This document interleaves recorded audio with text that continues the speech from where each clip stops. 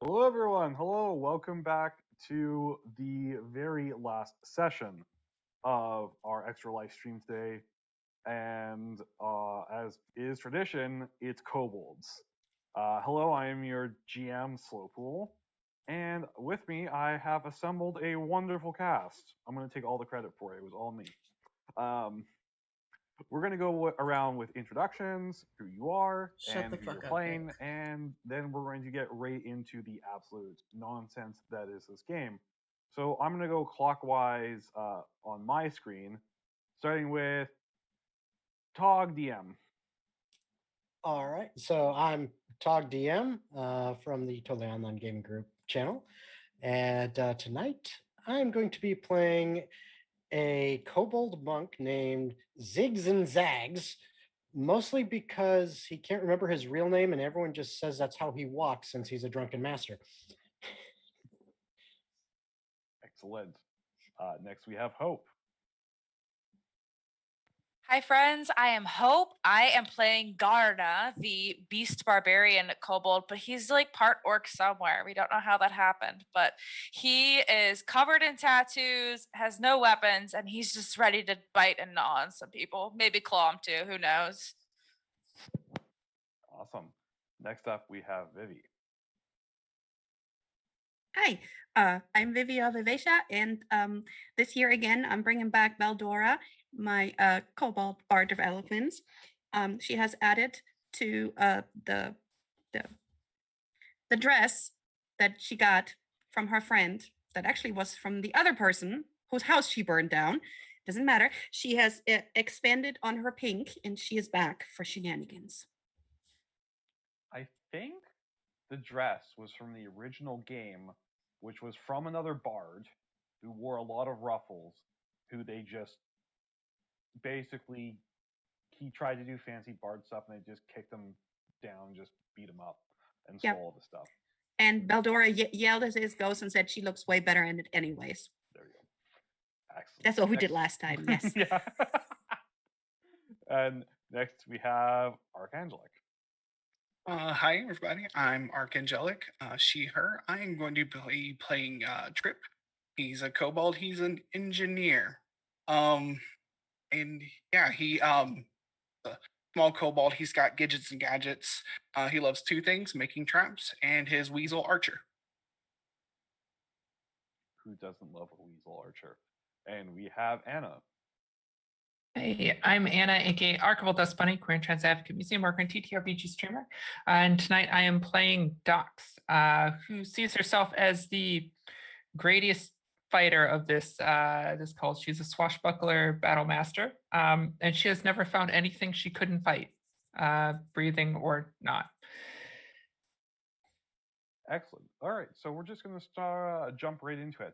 So it has been about a few decades, let's say about 30 years, since the last grand adventure that happened with this kobold clan, the Tribe of the Rock. The most important possession, the one that has led your tribe to glory and riches and plunder and everything good, is this one shiny stone that is enshrined within the center of your village. Well, it was once a village. You could almost call it a small town or perhaps even a city at this point.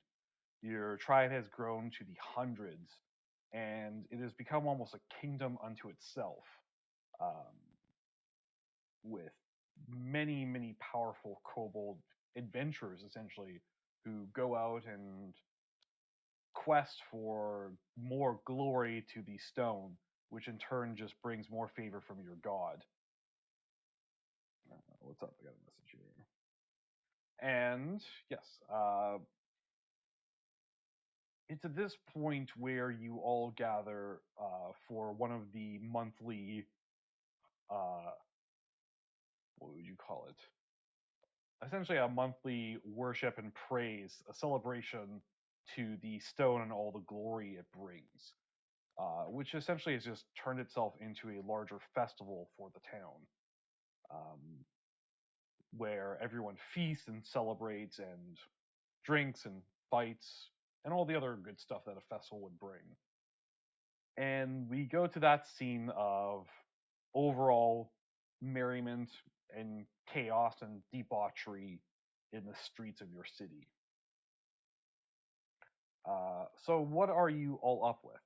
What are you going on? What's going on?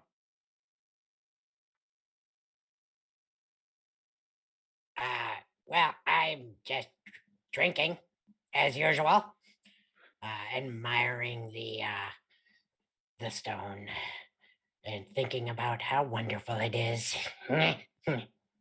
Yes, Ziggs and Zags has basically absconded with an entire barrel of stolen alcohol, most likely dwarven. Oh, of course. Of Oh, course. I also have a tankard of plenty. Yep. Yes. But nothing tastes as good as free, Oh. except something that's stolen. Yes. Excellent. What are the rest of you up to right now?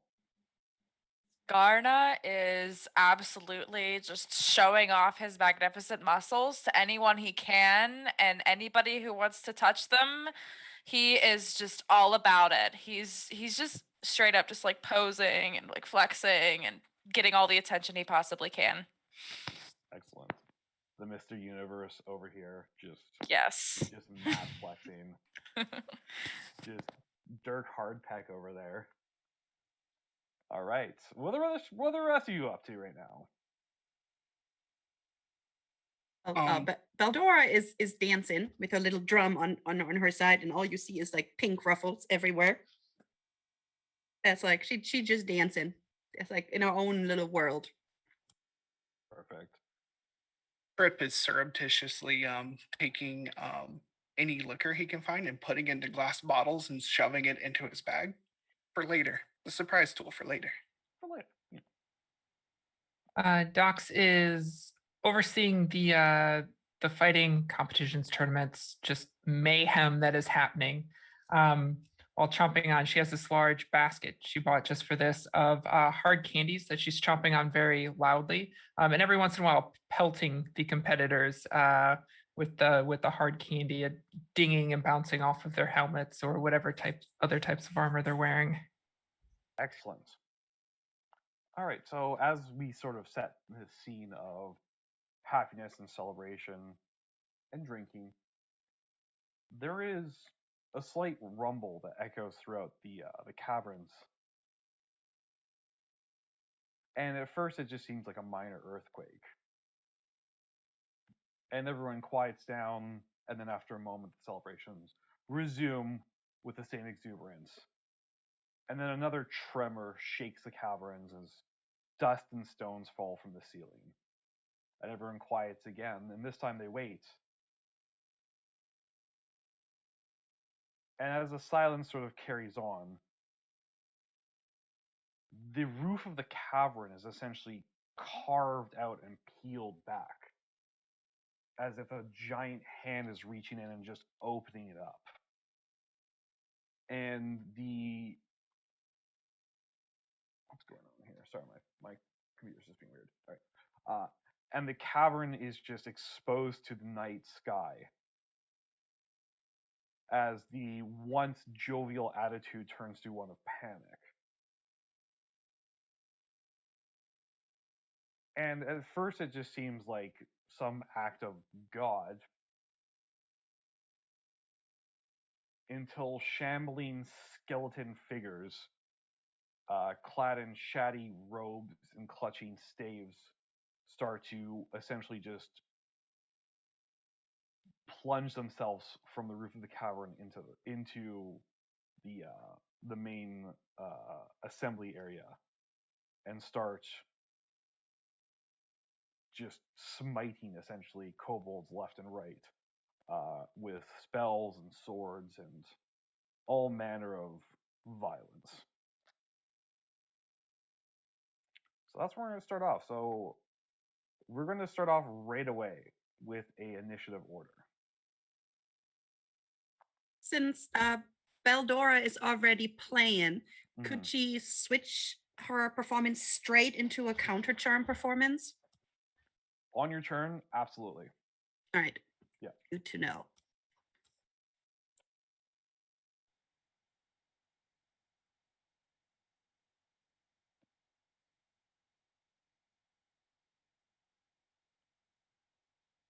All right, 21 for Beldora. Trip got 16. 17 for Garna. 17 for Docs. 22 for Ziggs. For Docs and Gra, which one of you has what's your agility bonus? Which one has a higher nat bonus? My dexterity bonus is 2. 2? Mine's 5. 5, so you get to go. By all means. Docs, and we have all right. Now it's my turn.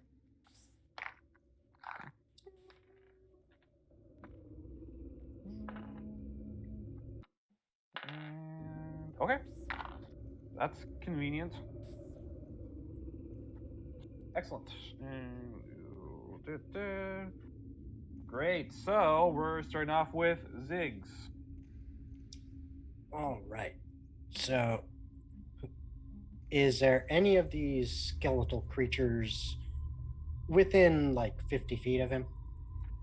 I want you to make me just a quick perception. Okay.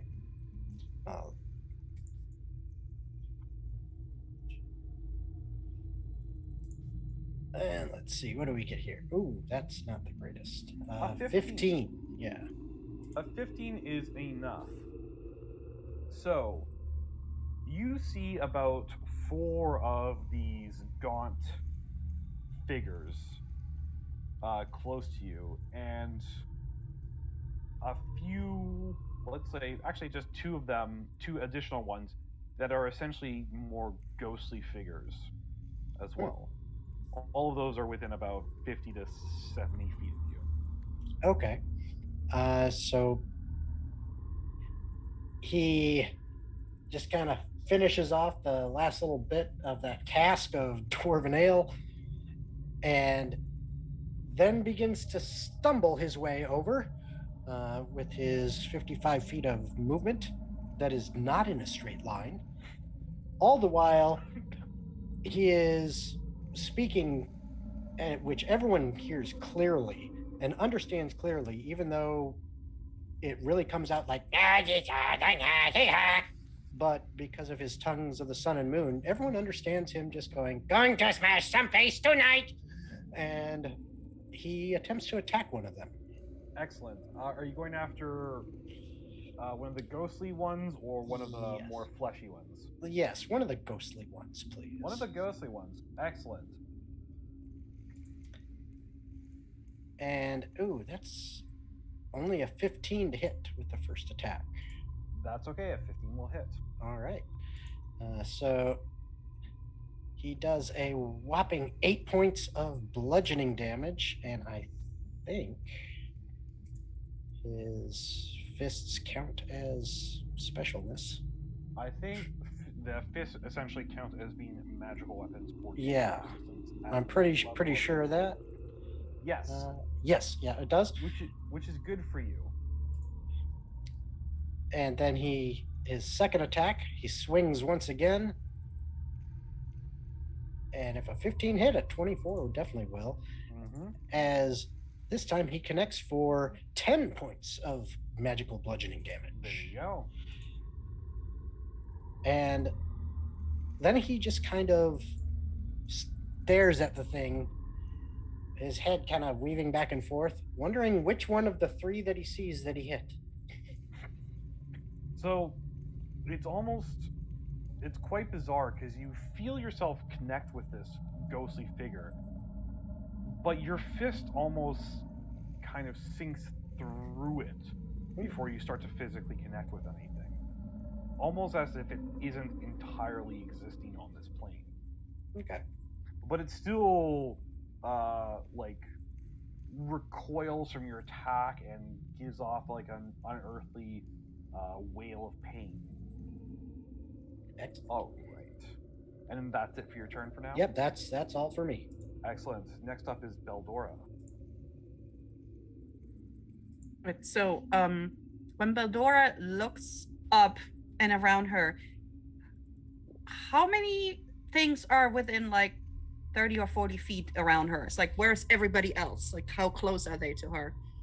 I'd say all of you were within this area, which is about 150 feet, sort of overall. Total, I'll just say this without perception. Total, there is about 10 or so of these fleshy ones, and about 8 or so of the more ghostly ones. Okay. So we're not all that close together. That did not do what I wanted it to do, but that's okay. Is there any bigger like clumps of enemies? About 30 feet from you, there's 2 of the fleshy ones and 1 of the ghostly ones together. All right. So Beldora for her action, she's after she's already looked around like, what the, hey, who interrupted my dance? This is rude. So rude. And she will just like tap her drum, and she'll snap her fingers at that little group of enemies, and she'll cast fairy fire on them. Okay. And that's a Dex 16 save.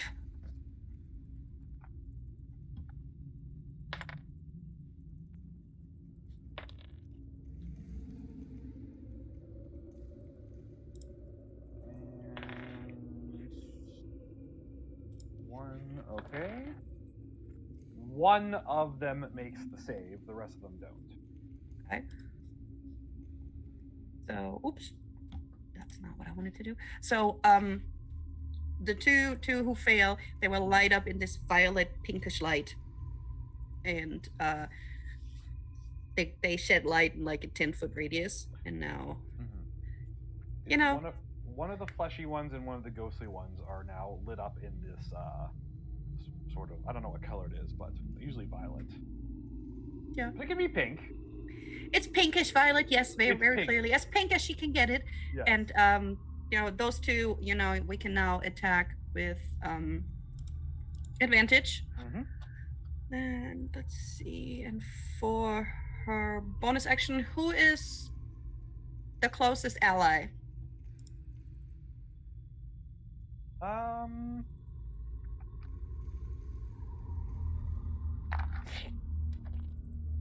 That would be probably Trip would be closest to you. Okay, so after she did the snapping at them, she will turn around and look at Crip and be like, you can do this, and give him bardic inspiration. Sorry, her. As Him. One of these times, I'm gonna get Kobold's fine. If you're not wearing pink, she doesn't know if you're a girl or a boy. Fair enough. All right, and that's it for your actions right now? Yes? Okay, perfect. Then we are going to move on to Docs. Yeah, with the squeal of delight of there being actual fighting here, she's going to draw out her short sword, and with a chirp, it lights up with the fire of her ancestors, her flame tongue short sword.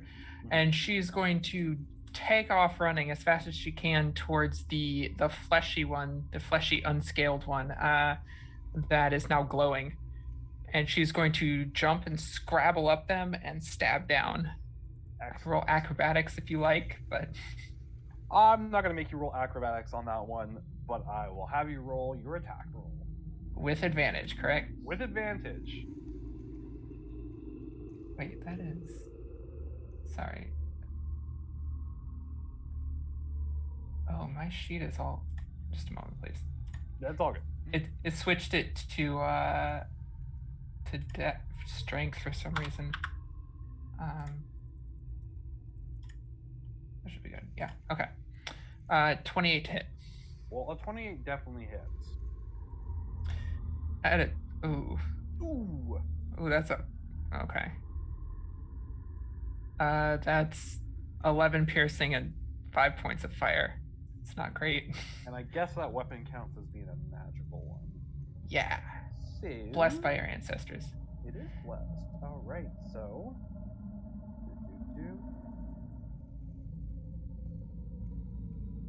And I will extra attack, hit him again. Excellent. 29 to hit. Definitely hits. This one is 16 points of damage, 4 piercing, and 12 fire. Okay, so that is a total of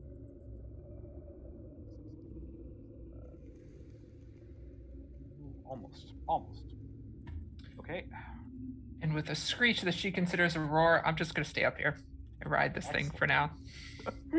You're just currently just on, like, clutched onto this thing's chest and just shanking it in the face area. I love it. Great. Okay.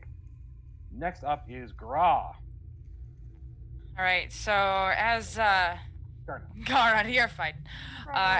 As the ceiling first begins to rumble, Garna sort of like pauses and smiles, thinking that maybe the flexing of his absolutely magnificent muscles is causing this strange earthquake. But he quickly realizes as the large hand reaches in and rips the ceiling off that this is not the case, and there is something happening here that he too is very excited about. He gets to show off his muscles in action, and he snarls and grins and looks around. And how many of my compatriot kobolds are there any within 30 feet of me?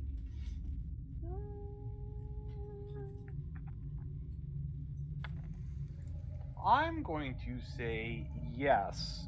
You are probably close to Belladora. Okay. Are there 3 within 30 feet of me, or just Belladora? Companions or enemies? Companions. Looking to possibly do a buff. Probably Belladora is the closest one. I think the other ones might be a little bit out of your range because everyone's Okay. pretty spread out at the moment. Okay. Sounds good. So that being the case, Garna is just going to roar and also rush into the fray, being quite beefy and tall for a kobold due to his orcness heritage. Going to rush in and enter a rage with a horrible scream that kind of sounds like a badger if it was like, being dipped into cold water. You see his normally pretty gnarly claws grow in thickness and length, so they more resemble razors at the time being more than anything else. And he's going to enter his rage and use his form of the beast claw attacks. And if there's a fleshy one nearby, we'll go after that. There is. What's your movement speed? My movement speed is 40. 40. I think with 40 you could probably get to the ones that were fairy fired. Nice, perfect. There's 3 of them there. The Yes. one that's currently being shanked by Docs. Nice. There's Okay. one ghostly one that is also lit up, and one fleshy one that is not lit up. Okay. You know what then? Garda will go for the ghostly one that's lit up, because he's not the type of kobold to encroach on another kobold's kill. He respects Dox's prowess, and game respects game. So he's going to lunge at that ghostly being with his claws, which because of his bestial soul, they do count as magical for the purposes of overcoming resistances. So, boink. And you also... It's a 23 to hit. 23 definitely hits. You also gain pack tactics. Oh, nice. So that's a 27 then. Awesome. Mhm. Us kobolds get our pack tactics. Very nice. You do. Well, that definitely hits, for sure. Awesome. Once on my turn, whenever I take an attack action with my claws, I can attack twice instead of once. So for the first attack, gonna do another claw attack. Mm-hmm. Does that still get advantage from pack tactics? Yes. Cool. So it's a 21 on the second hit. Mm-hmm. Awesome. So I'm gonna roll damage for both of those. Wait, why did it do? Hold on. Oh wait, I remember how to do this. Click on it in the thing. Yeah. So that's going to be 13 damage on the first claw attack, That's 10 slashing and 3 rage, and then 12 on the second claw attack, which is 9 slashing and 3 rage. 5 total. All right. And then just a whirlwind of just snarling and claw and scale, just like the Tasmanian devil, just going absolutely insane. And then the extra attack because of barbarian, so that's the third attack here. Boink. 23 to hit. That's another 12, 9 slashing and 3 rage. Just So as Garna just goes on this thing, basically by the time within seconds has essentially just ripped this thing to shreds. And it's at this point you're literally just pulling off chunks of etherealness and just throwing it all around, and this thing is reduced to tatters. Complete Awesome. tatters. Awesome. He's just standing there over, just like it's gone. like the Hulk, just like you could see like the pupils are dilated like a shark's, and he's just ready to rip into the next thing, and that'll be it from him. that one, yeah. Close to atoms. Just like imagine running something through one of those like industrial shredders. Oh no. Okay. That's one out of the way real quick. Which brings us to Trip next. All right. Trip is like, well, it's about time I get to try my latest invention. And he pulls out just a club, but it has bits and bobbles on it. And I call this the hitting stick. And he's going to run up on one of the skeletal ones if they're in range, Yep. and he's going to cast Shillelagh. I'm just imagining just a bat with nails in it. Mm-hmm. My latest invention. Mm-hmm. Nail. And it's very carefully done, but it's still just a bat with nails in it. Okay. Shillelagh it is. That's a 15 to hit. A 15 will hit. Okay. Roll some damage. So that will be 6 bludgeoning damage. Okay.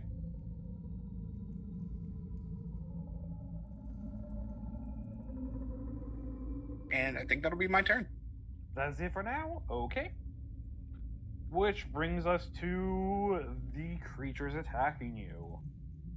Which I'm essentially going to do almost as a swarm, because there's quite a lot of them. I'm just going to be assigning out attacks. So we're going to start from the bottom and work my way up. So Trip, you're getting attacked. You can attack. You can attack. You can attack. Oh, no. We are going to roll. Where's my spells here?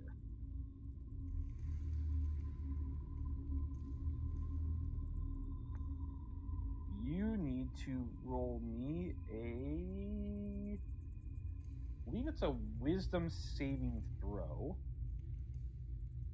of 15 plus 4 is 17. I got an 18. Well, you managed to protect yourself from Tasha's hideous laughter. Nice. And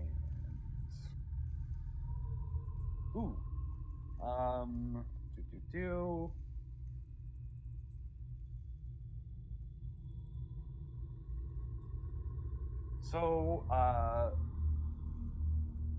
Dox, the one that's attacking you, or one that you're attacking, is going to cast.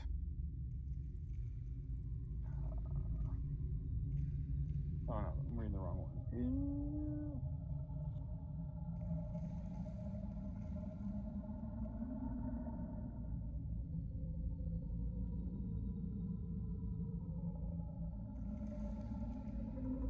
Flaming hands on you.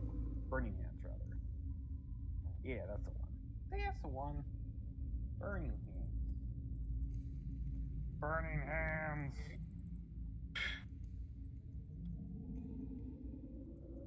So, I don't remember what the saving throw on this one is.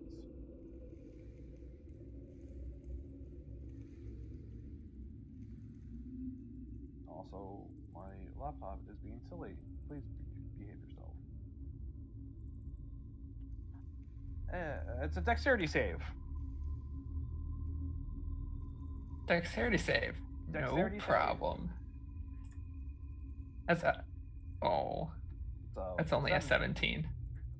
You make it because it is at 17 to make it. So you got lucky. Well, you still take damage, but you know, it could have been worse. I'm a rogue. I take 0 damage on a success. Oh, that's right. Is it like goes to like flamethrower you directly in the face? You probably just like go all the way back and just kind of limbo underneath it. Great. So that brings us to the one that is next to you. Garna. You also need to make a wisdom saving throw.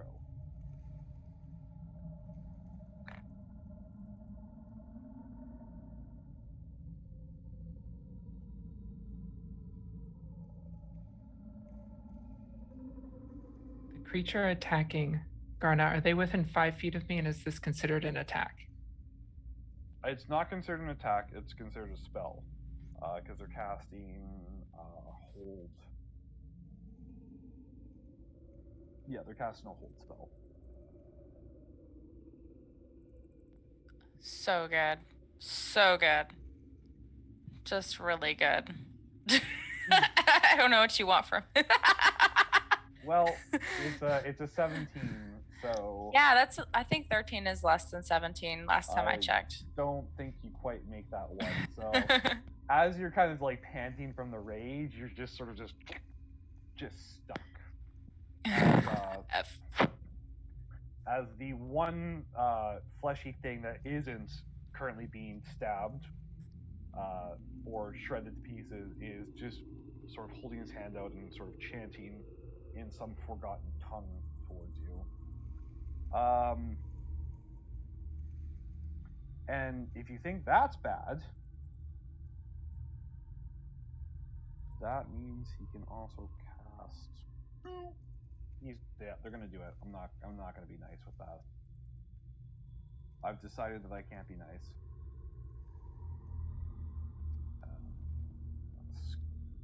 Scourge. One of the other fleshy ones from across the way is going to cast a spell, a higher level spell.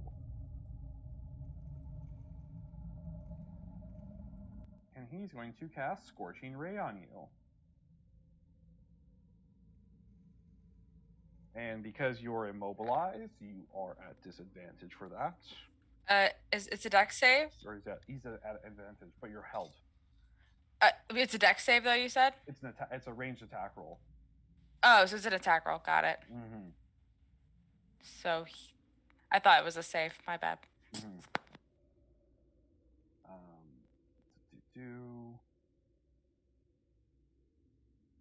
3 rays, so he gets to roll 3 times. 2. What's your AC? My AC is 17. Well, I've got good news and bad news. The bad news is that he rolled really badly. That's the bad news? Yeah. The good news is only 2 of them still hit. So. That's good news for you, but bad news for me. It's good because that was 2 attacks out of 4. So. That is good. And I am raging, so I will take half. Mm-hmm. So that is 11, and so you take 19 fire damage from that, and to half it to, what is that? 9? Yeah. Cool. You only take 9 fire damage from that. Lucky.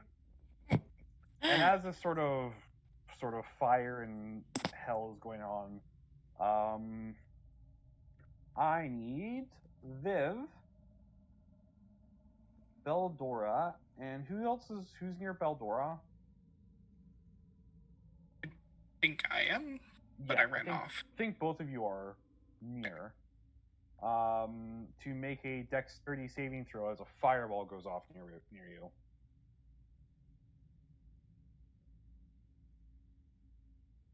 And the save on this one is going to be 18. Well, I rolled a 17, but remember that you have 1d10 bardic inspiration, by the way. I rolled a 19.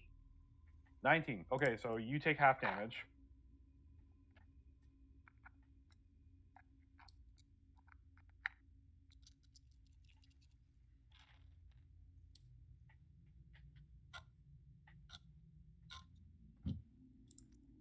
That is 22 fire damage. For me? 22 for you, 11 for Trip. Owie. Owie! The fireball just kind of goes off practically in your face. And now parts of the village are on fire. Alright. I'm just going to say the other creatures are attacking just random kobolds and just blasting them with other magic or stabbing them.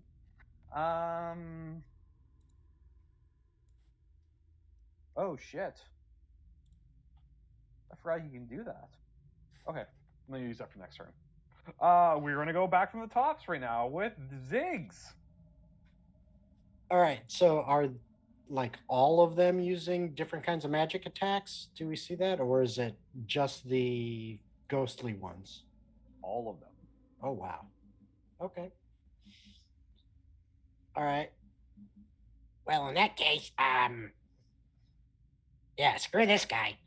And I attempt to attack again, the one that I hit before. Mm-hmm. With his first swing. Ooh, that's a 16. That hits.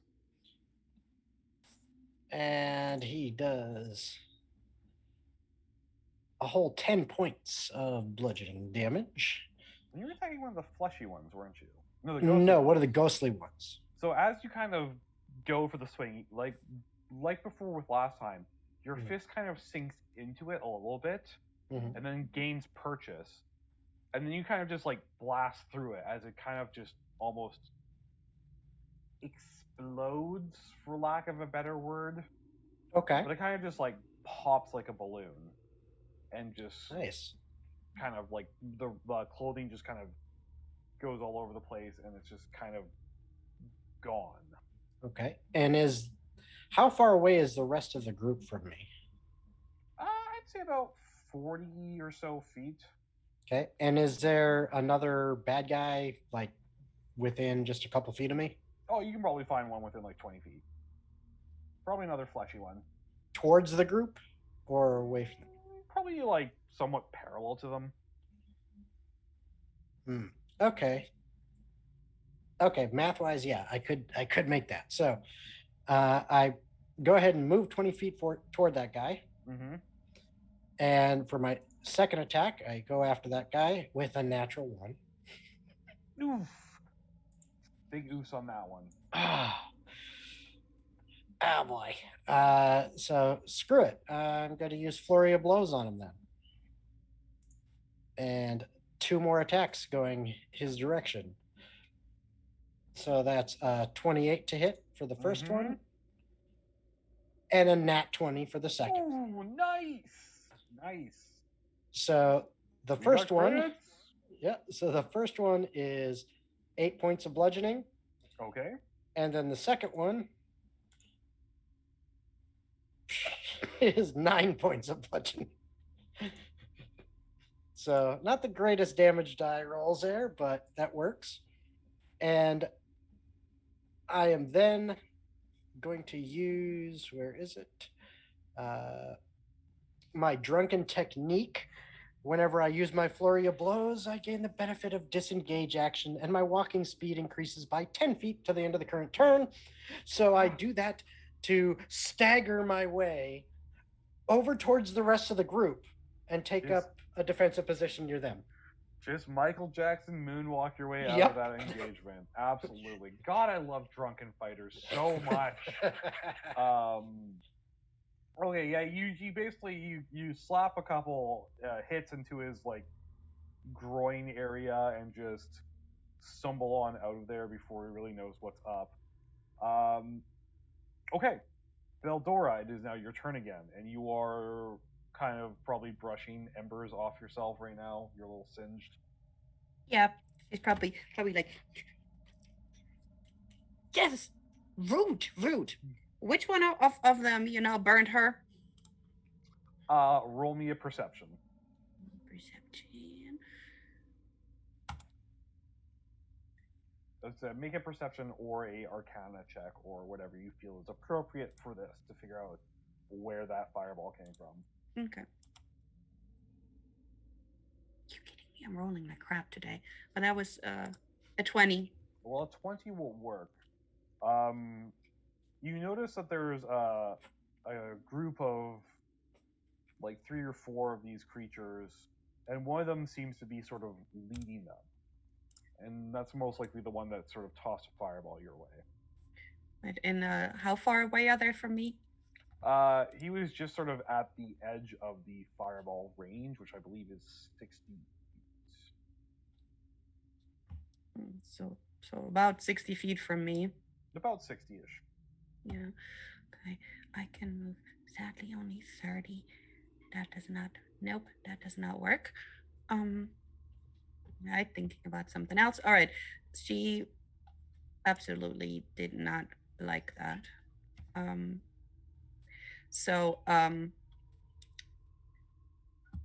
She while she's grumbling underneath,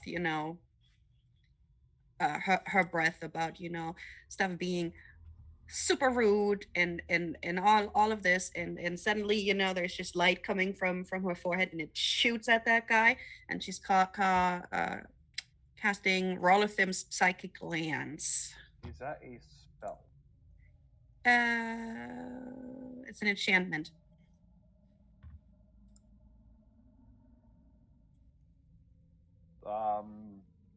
Like basically a shimmering lance of psychic power. But is it counting as like a casted spell, or is that what it counts as? Yeah, it's I have to use a spell slot, yeah. And it's basically an intelligence saving throw. What level is that? What level is it cast at? It's 4th level. Counterspell. A little boring. The creature you fireballed, kind of looks over and sees you do this thing, and the lance shoots out, and he just kind of puts his hand out, and the lance just sort of fades and dissipates into nothingness before it reaches him, and he kind of rallies the other troops and points towards you. So for her bonus action, she would like to give bardic inspiration to Garna. Okay.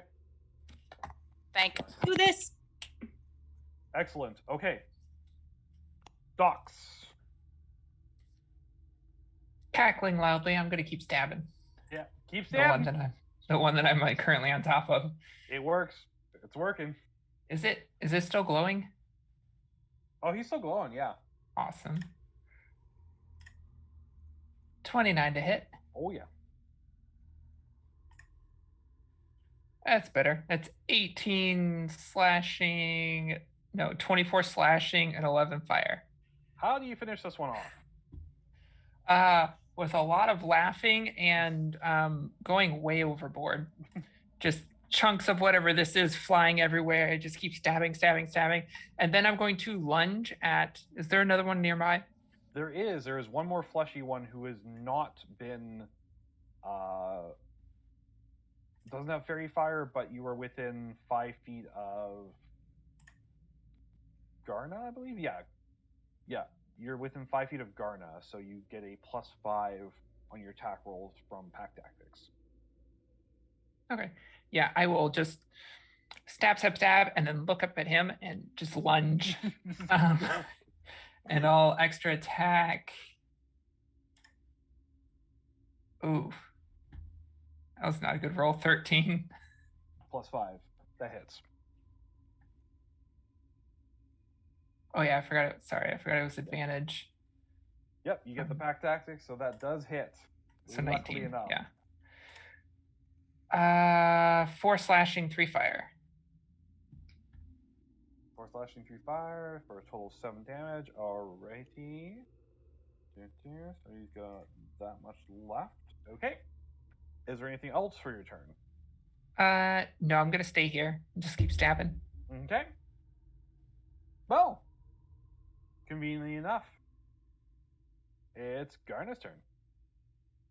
All right. So real quick before I start, whenever I took damage from that spell, do I get to make a save for my whatever's happening to me at the end of the last turn after I got held? Do I get to make a save from taking fire damage?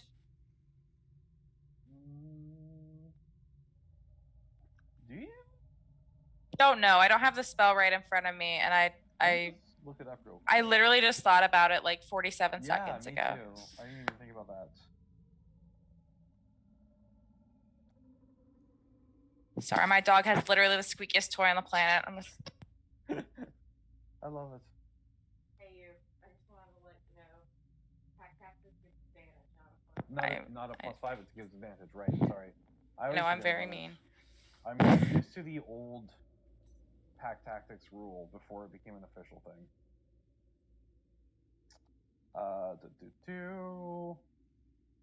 At each of your turns, you make a wisdom saving throw. Okay, so not when I take damage. Not when you take damage. Okay. It's at the end of the turn. Okay. So I make a save at the end of my turn. Yeah. To become unstuck. Yes.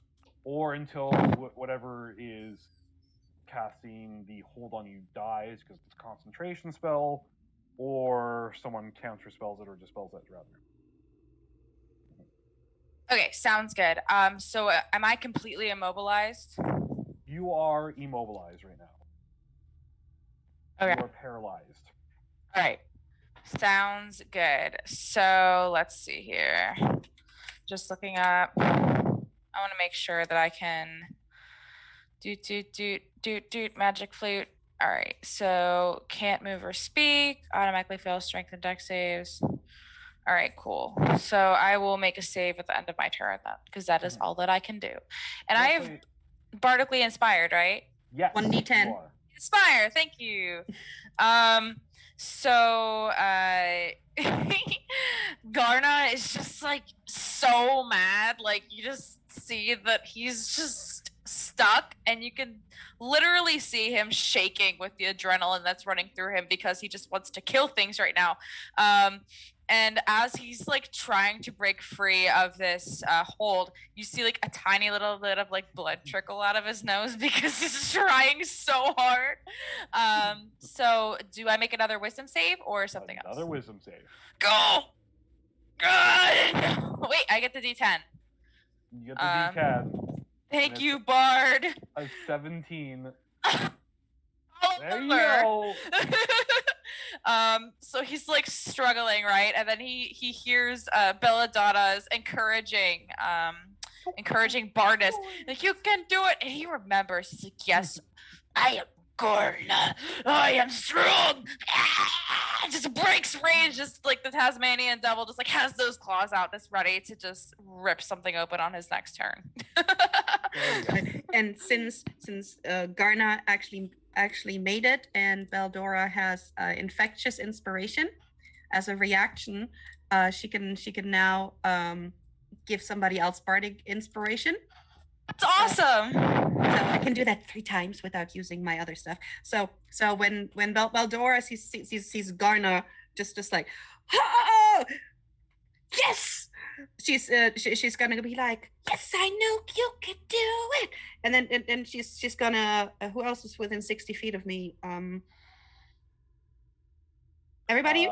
Dox is, I believe Ziggs is, and I believe Trip is. Yeah, everyone's within all- 60 feet of you. All right. So because she very much is in favor of stabbing, she's just gonna do then finger pistols at dogs and say, and next time you will do it. Damn. D10 of bardic inspiration. Also, if you use my bardic inspiration and you fail, you get to keep it and use it next time. That's awesome. Damn. Really cool. All right. So, unfortunately, I think the only downside to that is with all that success, though, I believe that your rage does end. Until my next turn, when Until I your next rage turn, again. when you rage again. But if you do get hit now, you don't get your rage bonuses, unfortunately. Listen, I feel very attacked right now. I feel very targeted right now. That's good. That means I'm doing my job. Trip. Okay. It is. Yep. So how many enemies do we have here? I would say that there looks like in total that you can see around you is about 8-ish. Okay. A couple of them have been killed. Some are fighting. There is still that one group led by the leader that are doing something right now. Okay. But I can see the leader guy. Yes.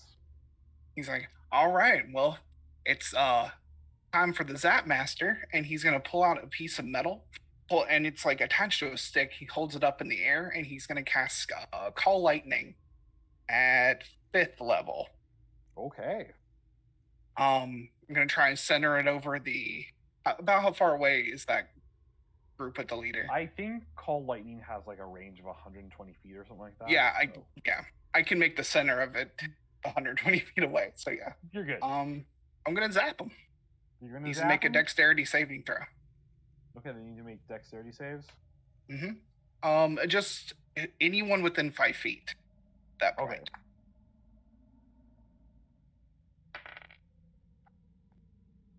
Okay. What's the save on that? 17. 17. Okay. Oof. Okay. One more. Oof. They all make it. Okay, so they're gonna take half Mm-hmm. of. They'll take half. Where's that extra? Okay, so they're gonna take 15 lightning damage each.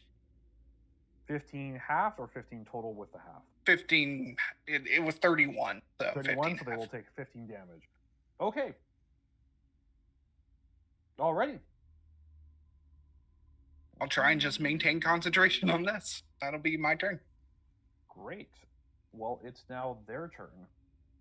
One of them is going to cast. What's he casting at you? Ooh, yeah, Grave Bolt. One of the ghostly ones that's still alive is going to cast or use Grave Bolt on you, which is he's going to cast it twice. And what's your AC? What? Trip? Sorry. Oh, Trip. my AC Yeah, is 16.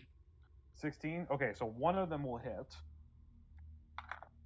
And it does 1d8 plus 3, so that's 10 necrotic damage. And forget, it's concentration. Is it a check or a save? It is considered. It's a good question. It's been a long time since I've played 5e.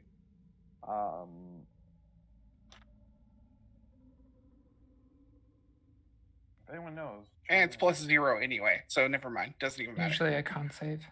Yeah. It's con save. Okay, not a con check. Okay. I got 10. I believe that'll save for concentration. So. Mm-hmm. Okay, and I took 10 damage. Yep. So you made the save? I made the save for concentration. Okay, perfect. Mm-hmm. Q. That's all good. Then,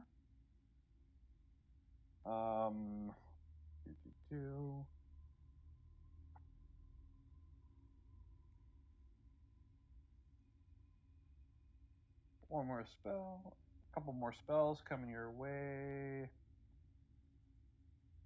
It's my favorite. If this doesn't give away what these are, then I kind of give up. Because they can tell that you're the one who's casting lightning at them. So you are going to take a couple Eldritch Blasts. Okay. Quick question. Yes. Is Trip within 5 feet of me, and are the attackers within 5 feet of me? I don't know where you moved to. The attackers are not within 5 feet of you because it is these are ranged attacks. Okay. And they're not near me either. Not the ones who are attacking right now. Okay. Because these are ranged attacks. This is from the group with the leader. So it is 2 bolts.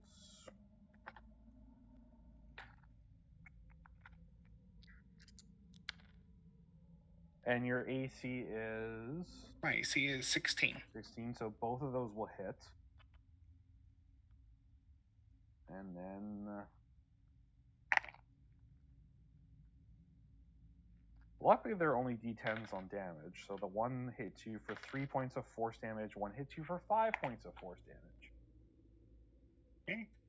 I don't even know if you have to make con saves or concentration saves without. I still do, technically speaking. Technically speaking, I just don't even know if you can fail unless you roll a 1. I'm good. I got 17. So. Okay, you're good though. Yeah, I'm good. Okay. Oh, she's holding up real nice. Doing good.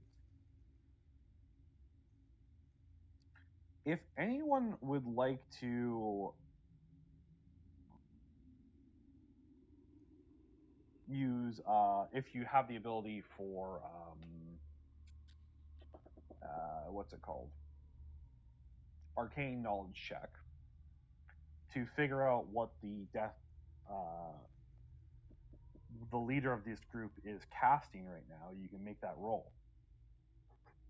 Because he's up to something. Beyond doesn't like me. Yeah, Garna's bad. Is a 7. it's a -1 for me. For no. He's like, oh, that's 5, but she's probably still just pissed off that he singed off her prettiness that she was worked on so hard. It's the goofy magic shit. Ah. I have a +7. I still only rolled an 11. That's in some fucking weird magic shit. We're kobolds. We're not smart. Yeah. No. So, all you can tell is that leader is over there and he's up to something. He's doing something. You don't like what it is. You don't know what it is, but it's definitely not good. So we're gonna start from the top of the round again with Ziggs. All right. Ziggs looks over at the giant compared to the rest of them, barbarian, and goes, Garna, fresh meat? And points over towards the group with the big leader guy. And about how far away is that group? They're about probably 40, 50-ish feet away from where you are. Okay. And I just smile at Garna, like kind of indicating, let's go have some fun. And I bolt over that way. And I'm going to attempt to smack, if I can get to the leader, to smack it and try to disrupt whatever it's doing. There are several other enemies that are in your way. Okay.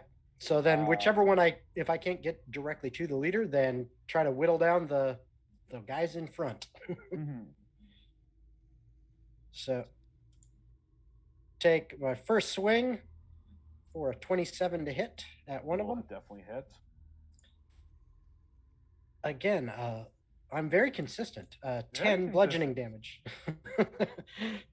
All right, 10 bludgeoning damage isn't quite enough to fell this one.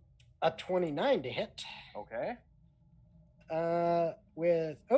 Wrong die. There we go. Another 10. Another 10. And if very he's consistent with you, well, that is definitely enough to fell one more of these. Okay. And then if there is another one close enough, I will flurry of blows to try to do the same to another one so that hopefully, when it's Garna's turn, she can get up there and do some damage to the leader. So flurry of blows, do 2 more strikes. First one is a 28. The second one is a 27. And 8 points of bludgeoning. And 12 points of bludgeoning. Again, it balances out to 10 even per. All right. Well, I'm going to say that was probably the one that got hit by lightning. Okay. So that one's also toast. So around this leader, there's still 1 more of the fleshy ones and 1 more of the ghostly ones. Okay. So they're sort of acting as its bodyguards. And I'm going to hold my ground right there. Actually, you know what? Just because I'm going to spend a key point, another one, to go patient defense as a bonus action. Okay. Very well. Beldora, it is now your turn. All right. So, as you know, I've mentioned Beldora was there last time, and you gave her a bag, as one of the loots. Do you remember if it was, since it didn't come in pink, because I didn't write it down, was it gray, brown, or red? Don't cheat. Tell me now. I can't remember, man. Yeah, just pick one then. I'm gonna say brown. Okay, so Beldora has a tan bag of tricks. And I remember now. Yes, I still have that one. Yes. Yep. Mm-hmm. So since she can only so the group around the leader is, you said it was 60 feet away from me? About that, yes. Okay, so she's gonna pick up her ruffled dress, and she's gonna run the whole 30 feet.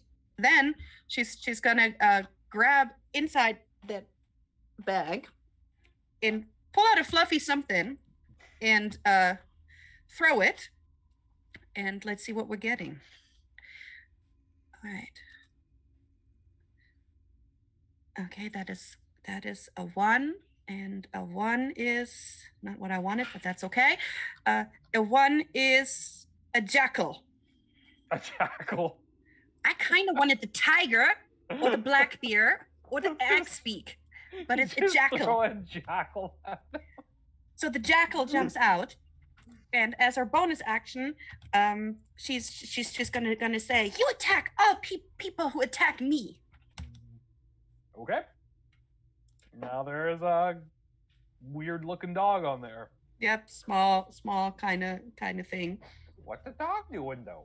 But it also has pack dog tactics, so you know. That's also pack tactics. It all works out. Yeah. So that means that anyone who sort of gets within melee range there will also be at advantage. Yes, and you know, they got a speed of 40 feet. You think you wanted to act right after me? Yes. All right. So then it's gonna run up to the closest one and try and bite it. Okay. Okay. Let me see. No, dip. No, that. +1. That does not help me roll 20. That does not help me whatsoever. Let me He was bring. like, what the hell are the stat blocks on a jackal? Yeah, it's like, because I got it up over 20 wasn't helping. All right. So there. And look at that. I can click on it. Did that work? It did. All right. Unfortunately, it rolled. Well, you got to roll once more because it is an advantage. All right. A 2 just definitely not hit. That was, yeah. Right. A 19 will hit. All right. And now we got to roll the. You just got to click on the bite there for damage. Yeah. For Right. 3 points of damage. So this small jackal will run up to the next one and bite him right on the ankle and go like.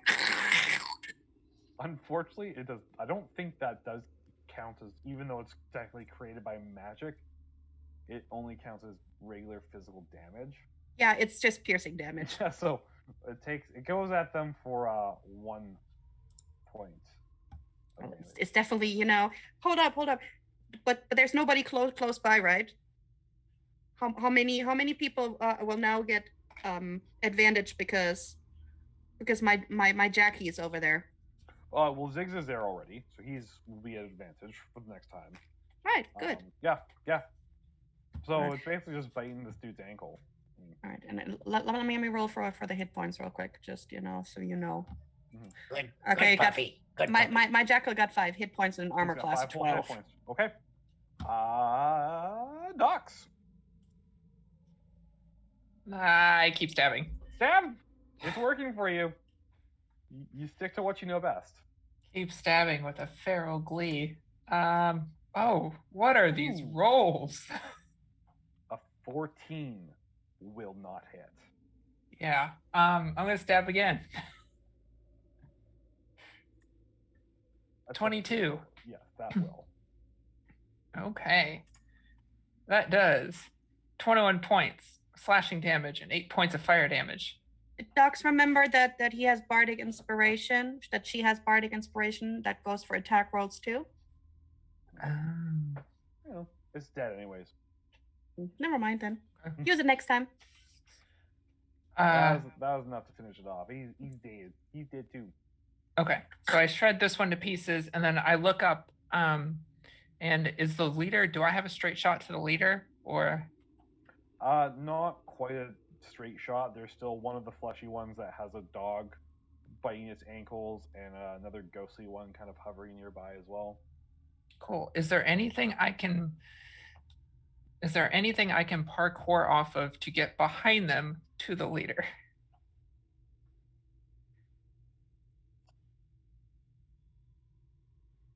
I'm going to say, if you're willing to make a difficult acrobatics check, Absolutely. I will let you try to parkour off your companions and or the enemies to get over them. Ziggs is already kind of bent over and ready for someone to run up his back. Yeah. I will absolutely do that. That's a 26. I can roll inspiration as well.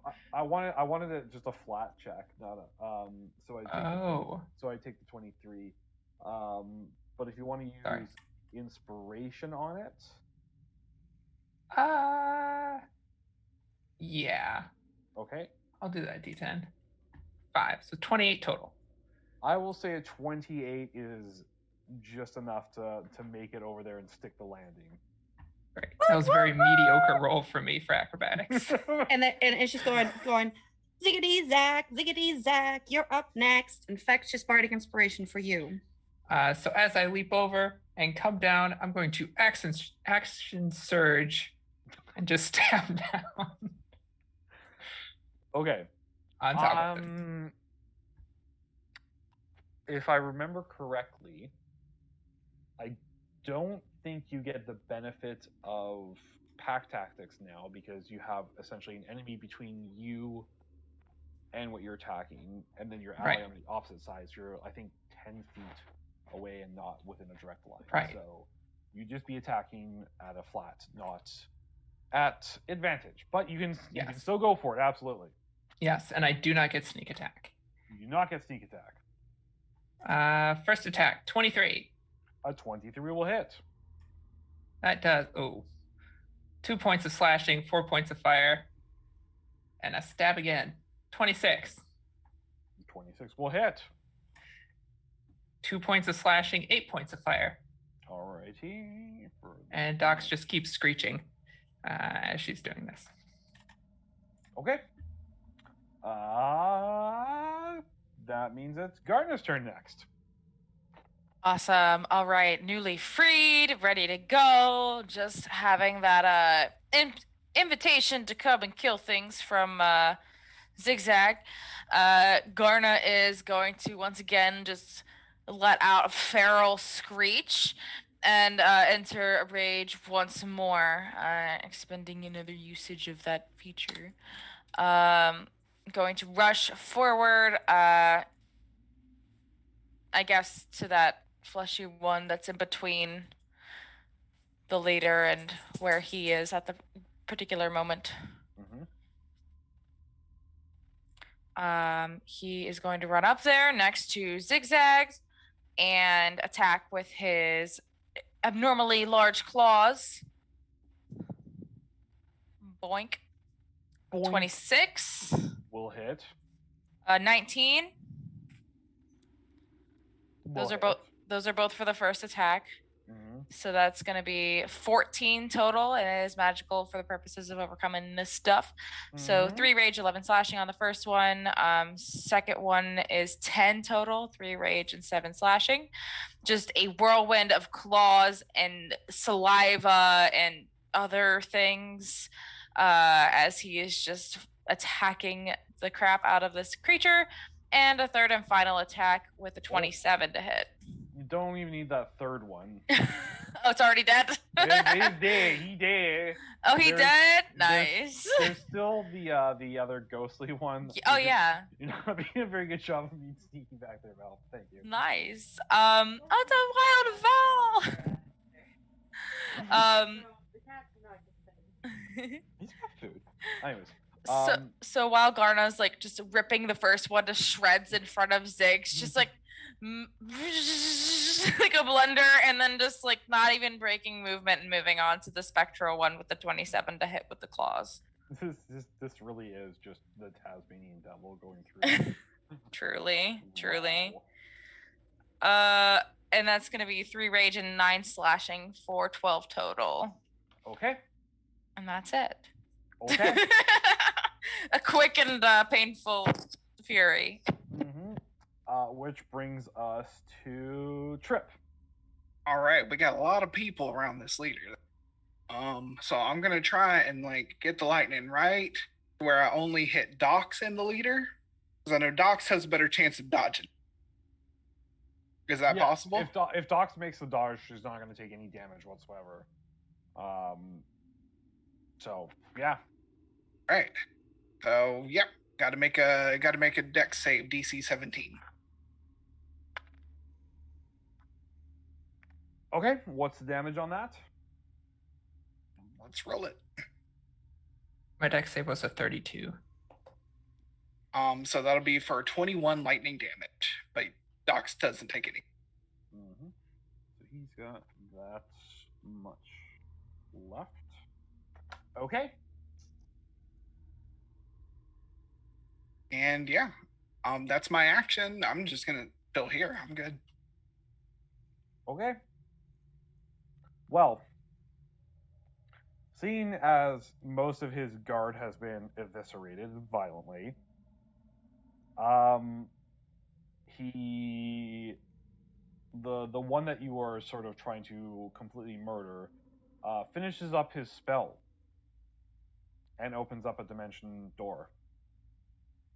And with a rasping chuckle, kind of steps backwards through it. You can absolutely take an attack of opportunity on him if you want to, Dox. Absolutely. In range, you can do that. Yes. Do I have pack tactics on this one? No, it needs to be within 5 feet, I believe. Okay. I think you're just out of range for that one. Okay, come on. 23 to hit. 23 will hit. I have Sentinel, by the way, so his speed is now 0. Oh, that's not a good hit. 17 slashing and 7 fire.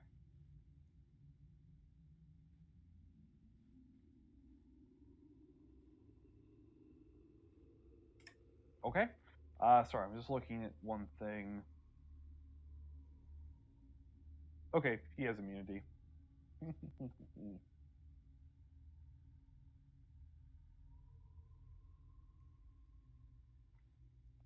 But yeah, basically the dimension door just kind of opens and he just sort of falls backwards through it and just closes up, and it's gone.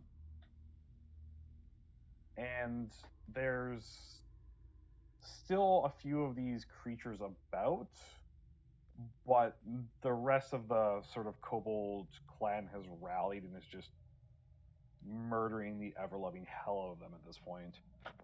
They're being swarmed by dozens of kobolds at a time. So as you sort of look around to survey the damage, you finally take note of where exactly you're standing. which is the dais where you display your shiny rock, your most important possession. Which is still there, but you almost didn't notice it because it's no longer shiny. In fact, it's almost lacking of color. I don't know if you've ever seen what Vanta black paint looks like, but basically that's what it looks like. They came in and painted this with Vanta black and then just pieced out. Like it has now an absence of color to it.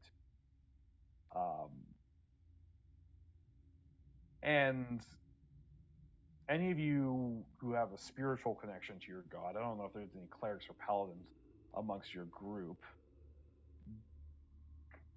you do hear off in the distance just pitiful wailing from those who have dedicated their life to worship to this, and the ground starts to shake once more, and you actually see from above the roof that has been ripped open, you actually see all the starlight just completely dissipate whatsoever. Well, that can't be good. Right. Can we like roll some Arcana or something to figure out what happened? Absolutely. I welcome it. Come on, D&D Beyond. Oh yeah, that's a little better. That's a 14. I got a 13. If any of you have anything else you'd like to roll, history, insight, flat wisdom, religion, Oh yeah, I'll roll history. just I got anything a you whopping anything +4 in that. that you have that you think might be useful to this. 6. I don't think I'm proficient in anything that will be useful to this, unless it's athletics or perception. There's literally Religion and history is exactly the same, but since he rolled history, I'm gonna roll religion. I rolled survival and got a 19. Oh, 23 for religion. Probably, you know, from some kind of weird story that she heard. Okay, so I'm gonna go start up from the lower rolls. With a 6 in history, you know that nothing like this has ever happened before. That's about it. I know something. One thing. I forgot, but I know it. With the 13 and 14 in Arcana, this is most likely some dark ritual magic has been brought upon this. Because what you fought, you can probably guess by the Eldritch Blast that came your way. You were fighting warlocks? Question mark? Or something that had the powers of warlocks, because only warlocks can really use Eldritch Blast. It's kind of a thing. It's kind of their thing. Well,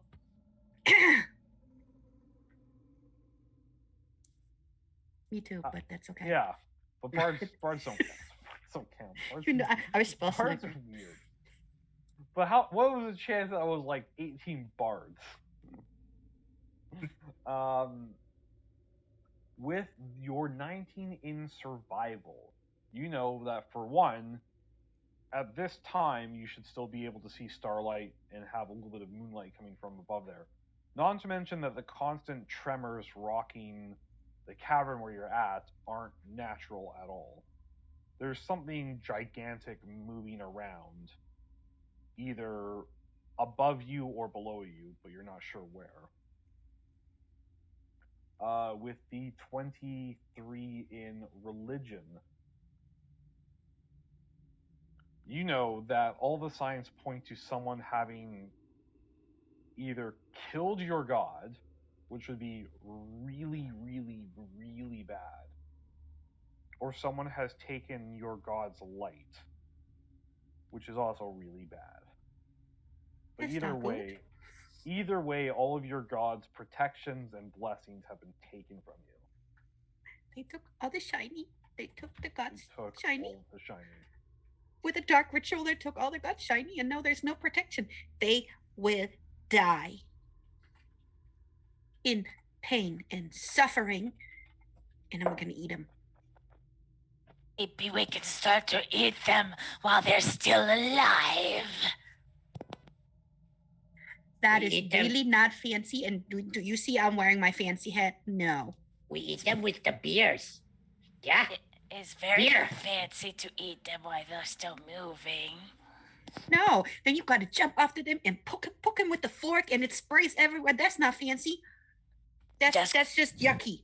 You grab them and you bite them and you eat them. Okay. You can have one that you can chase. Okay. I don't like my meat still dripping red. Okay. Okay. But dripping is drinking. Drinking good. Yeah. Yeah, you gotta stay hydrated. And I think Beldora just realized she's not in very cultured. She's like, What you okay. What you mean not cultured? I only threw up twice. Yeah. Mm-hmm. Dox is just covered in whatever viscera these creatures have. Say, we're my best friend. She turned into T-Rex. Where she is? We need her. No, but we gotta find out who took the god's light, because that's not good. It took all the shiny and through the portal like butthole. Okay, so Is there a way to figure out where that portal went? detect magic wouldn't really work. It has a range, I believe. Dimensional door is, I believe, 120 feet range. I thought it was 500. 500 Dimension feet? door's 500. Yeah. 500. He's within 500 feet.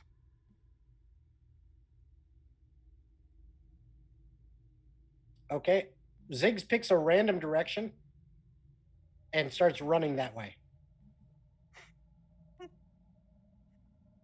Can I smell this person on the air with my kobold snout?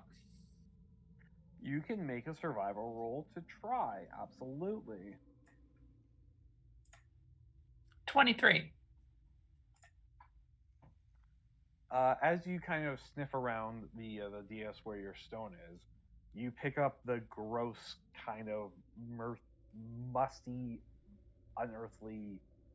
It smells like a corpse dipped in brimstone. Is the smell you get from this, and you can smell it very faintly coming from. You're not sure if it's outside or below or both. But you can get a very faint whiff of it from far off.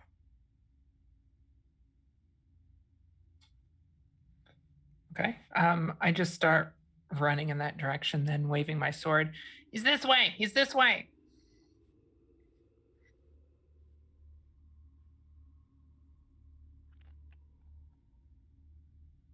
Well, I'm gonna follow. You know what's gonna Works for happen, me, two of them, you know? If one of you thinks he knows where he is. Yeah.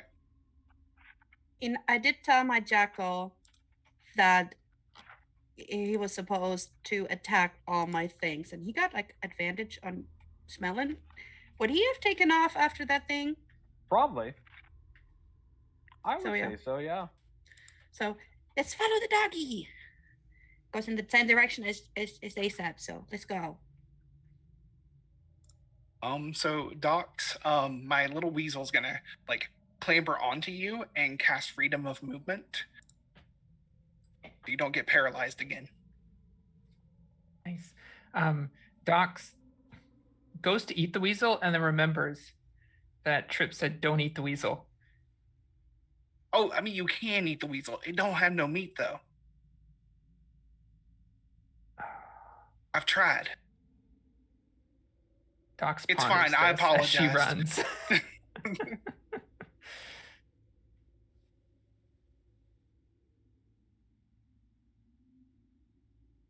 Okay.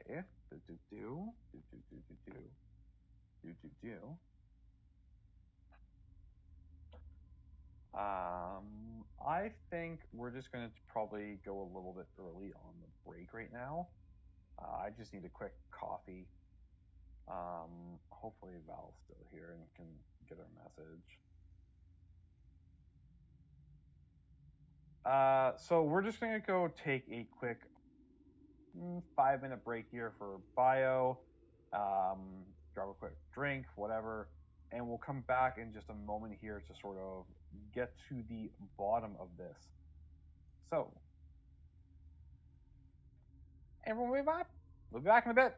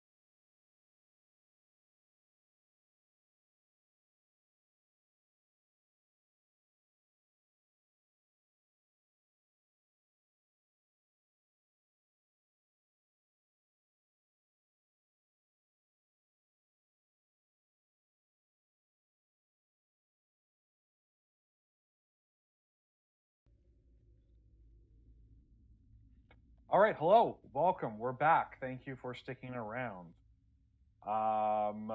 We are investigating what has happened.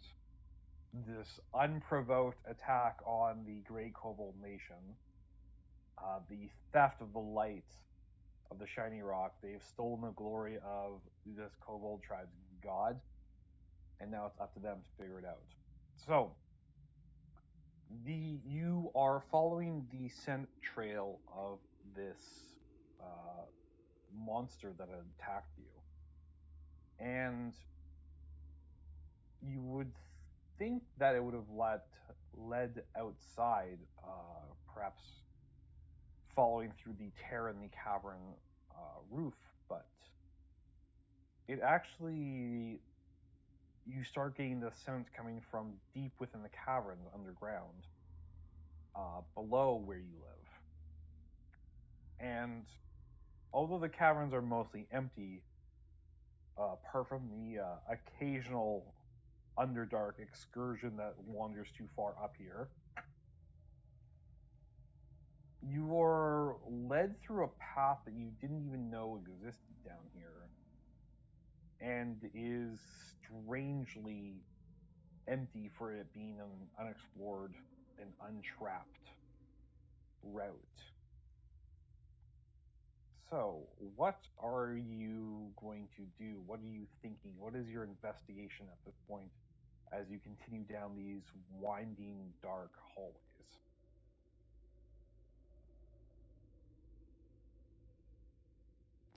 Garna has no think, only angry. It is time to find the thief of the rock and make them pay.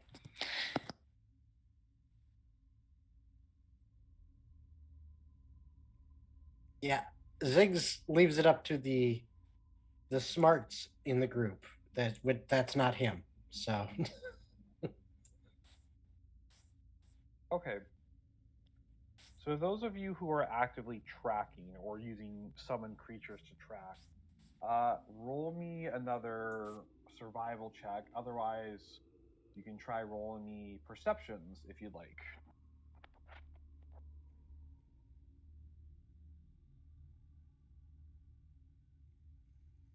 That's an 8 on survival for me.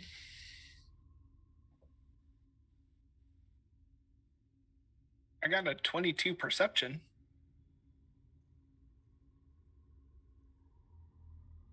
Sorry, attack off the chocolate cookie. 32 perception. So, 15 survival. as you enter into this small antechamber off the pathway that you're following, it sort of splits off into many different directions, and you essentially lose the scent over a patch of underground mushrooms that are giving off a powerful stench. However, Trip and Beldora, you notice that there is a one of these sort of pathways leading off looks almost like it was freshly carved or tunneled out of the rock, like quite recently, as the stone is very much discolored. Even with dark vision, you can tell that it's extremely discolored from the rest of the rock. And as you go out to touch it, you can tell that it's actually warm to the touch.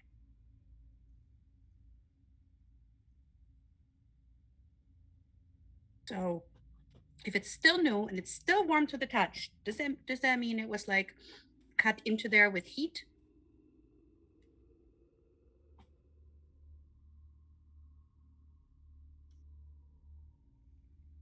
Possibly. But yeah, she definitely wants to go and investigate. Can I roll Arcana to see what might do this? Absolutely. 22. It wasn't magic. Well, you don't think it was magic. Judging by sort of the porousness of it, It seems like it was etched out by acid.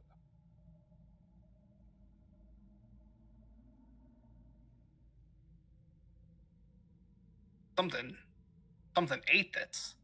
Wasn't magic. Acid or something? We know of any Some- wormies or creatures who can do that. Something ate that?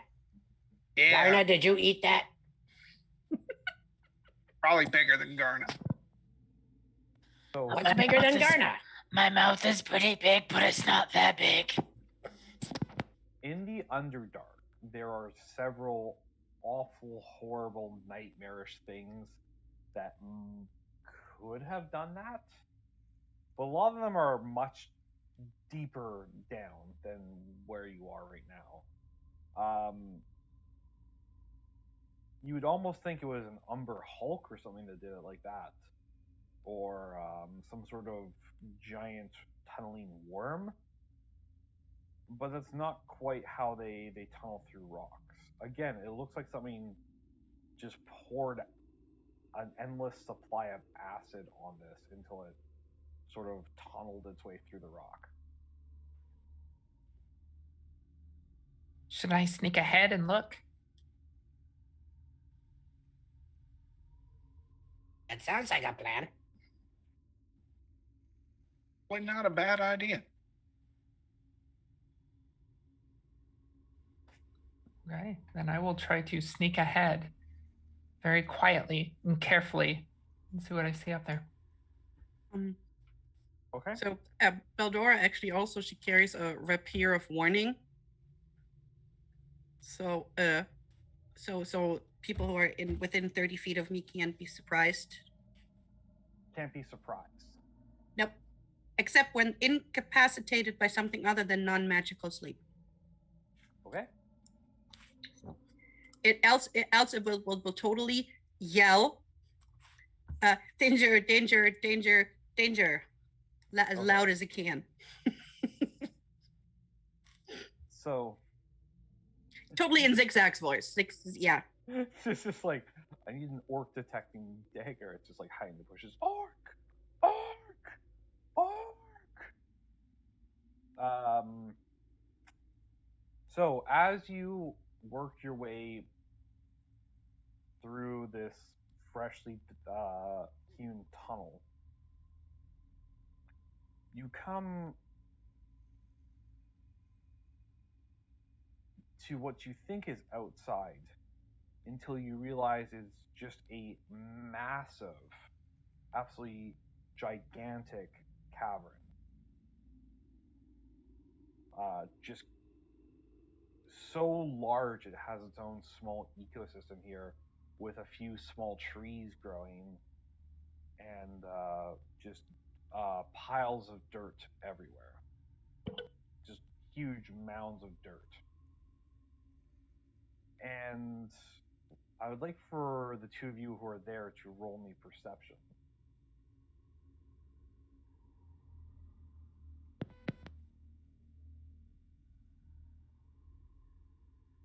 That's an 8 for me on perception.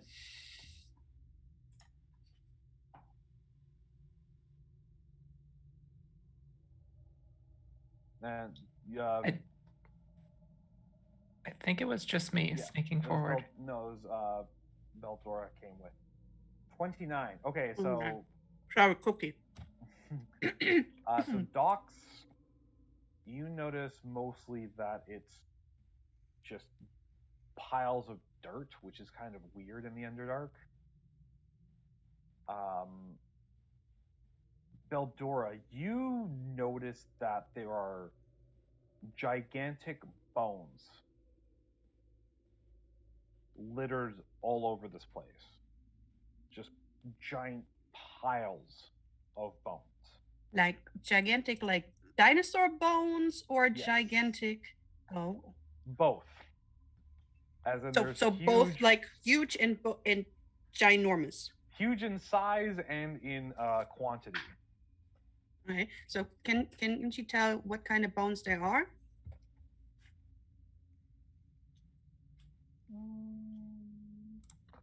I would say with a 29, you would almost swear that they were draconic. Dragon bones. Why is that dragon?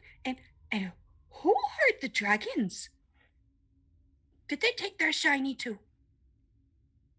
It's Maybe. funny that you should mention that. You see off towards in the very, very far end of this cavern, there's just the barest twinkle of light caught in what appears to be a sort of tall blue crystal towards the end. All right. She'll cast Mage Hand for the shiny. Well, it's far away. It's too far from Mage Hand because it's far, far away. It is about, when I say it's a large crystal, like it looks small from the distance, but you realize it's about 300 or so feet away, and this crystal itself is probably about 20 feet tall. how is there a whole bunch of dead dragons, B, no shiny, and C or F, no, C, there's a big gigantic crystal down there, and why did they come and steal our shiny and steal the dragon shiny and kill them? This is just not right.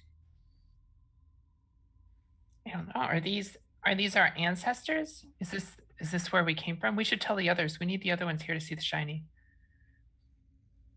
Okay, so can we tell if there's any life in this area?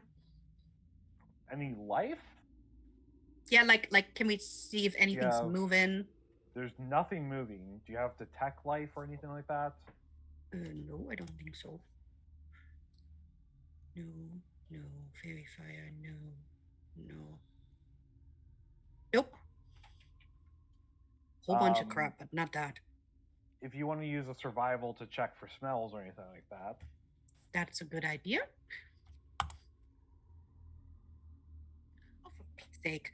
Now, it's a 9. I'm thinking Beldora still smells like charred ruffles in her nose. Smell like burnt silk. I get a 15 on survival sniffing around. The only thing you smell here is the old must of decay. The sweet, sickly smell of rot and wet dirt. You don't smell anything alive in here. You don't hear anything moving. It's completely still.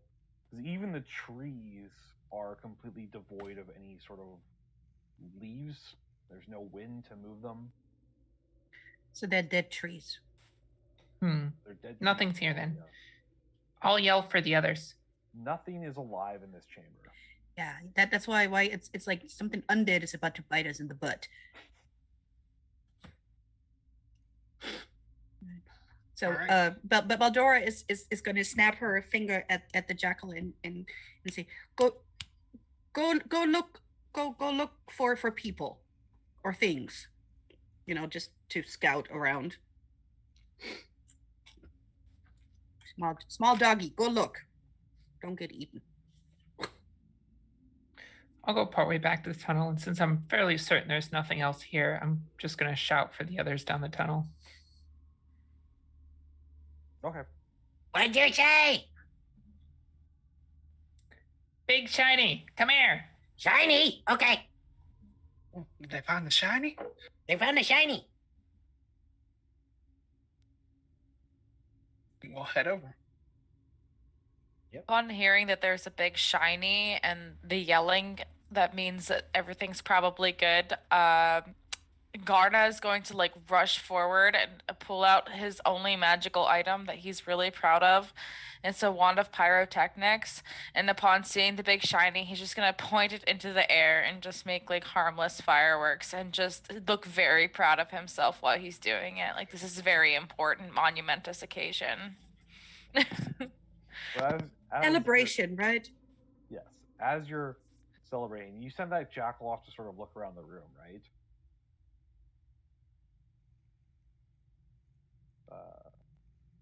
Yep. Yeah, so the jackal is out sort of sniffing around.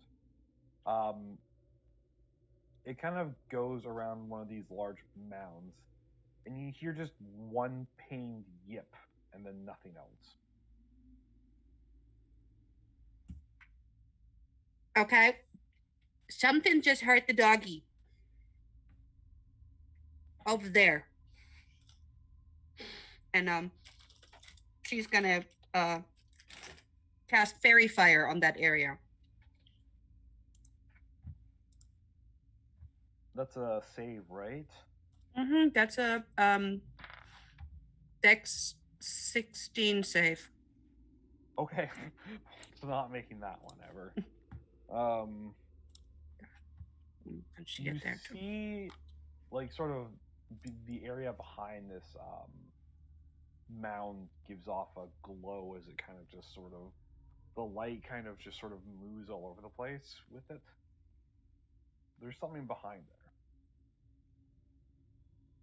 Okay, how far away is that? It's about, 60 or so feet away from you at this point.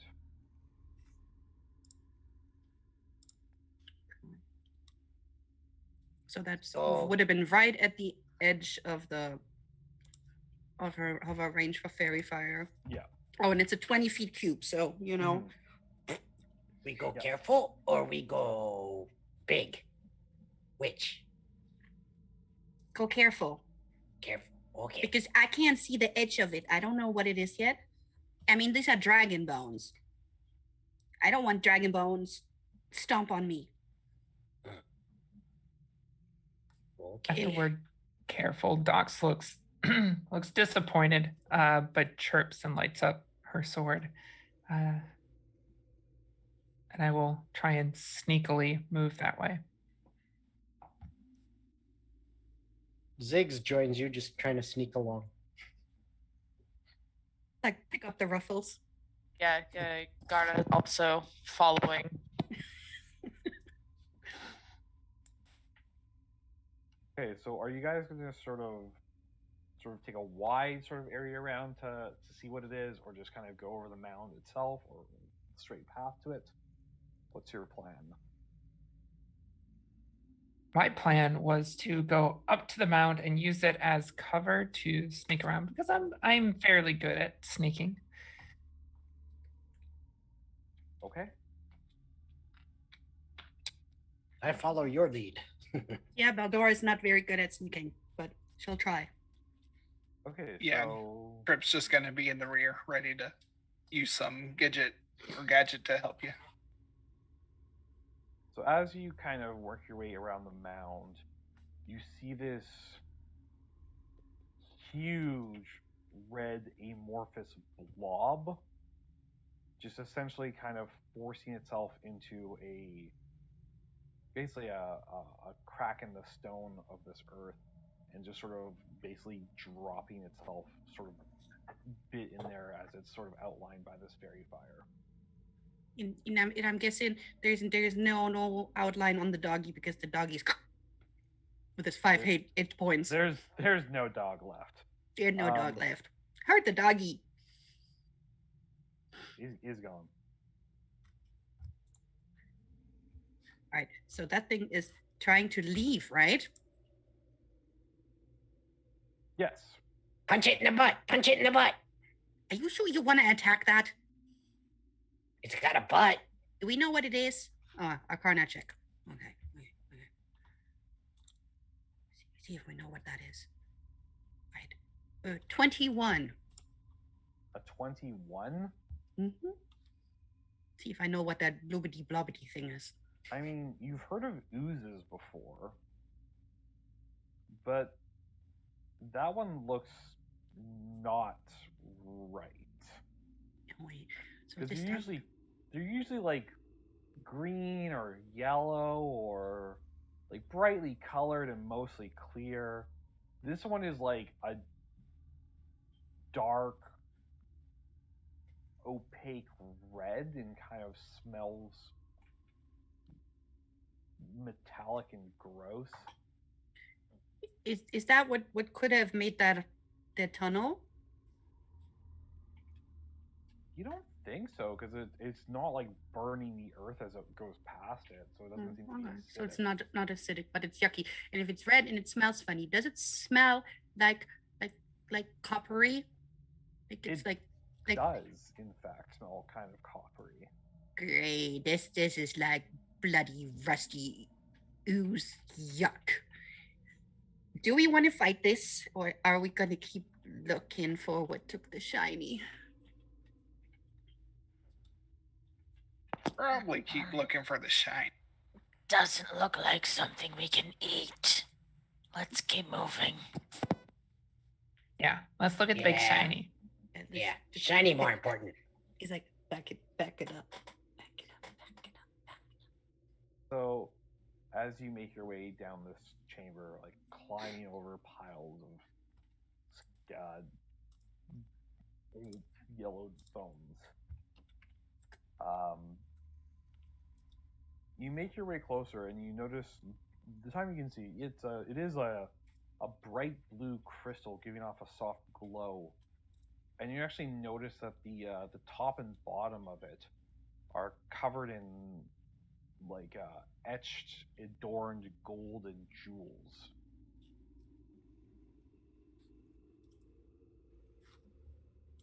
One would almost swear that this is sort of a necklace for some gigantic creature. This is what it looks like, sort of like a pendant that some sort of like a Tarrasque would wear. Ooh, great. Like something that large would wear as a pendant. A door that would look very pretty on you.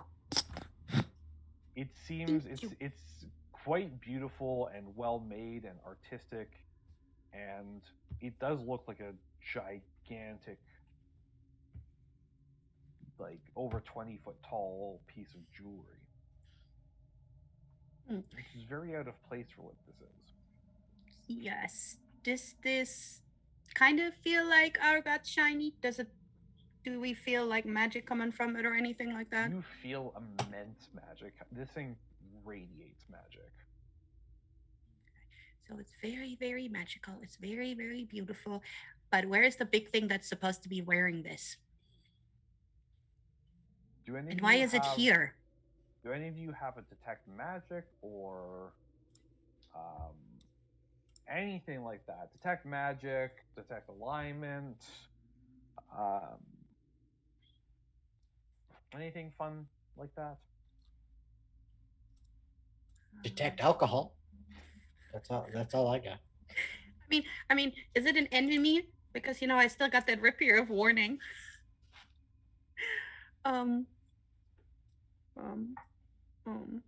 No, the riding horse is not gonna help. Well, okay. If none of you have anything like that, all you can tell is this is gigantic and very magical in nature. I have. If we have some time, I can cast divination as a ritual. And I can ask what's wearing it. Ask who? Nature. Okay. So yeah, I pull out it's just a seashell that I've attached things to, and I just put it to my little soft spot on my skull, and I cast divination. Get to ask a single question concerning a specific goal, event, or activity. Oh, this is for the future then. Activity to occur within 7 days. Oh, okay, I can ask. I will ask, what wore this big shiny? What is this big shiny for? No, well, what wore this big shiny? What wore this big shiny? The DM offers truthful reply. The reply might be a short phrase, cryptic rhyme, or an omen. An omen. Do not eat the Oreos, for the Oreos have gone bad. That's a no. What if there's no Oreos in the house? Then You don't have to worry about it.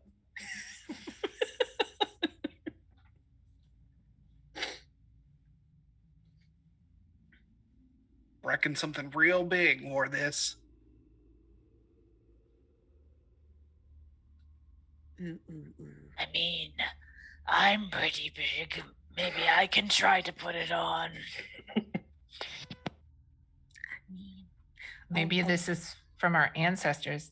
We lost our small shiny rock because we're supposed to find this one. But you know Or what? maybe- If the dragons are dead in here, and this is too big for a dragon, who dropped this after they killed the dragons? Okay, so you wait for your to get something from your divination. What wore this jewel? And you get an answer, and it's sort of a ghostly wind sort of whispers the answer through the empty and bare dead leaves, dead branches of the trees.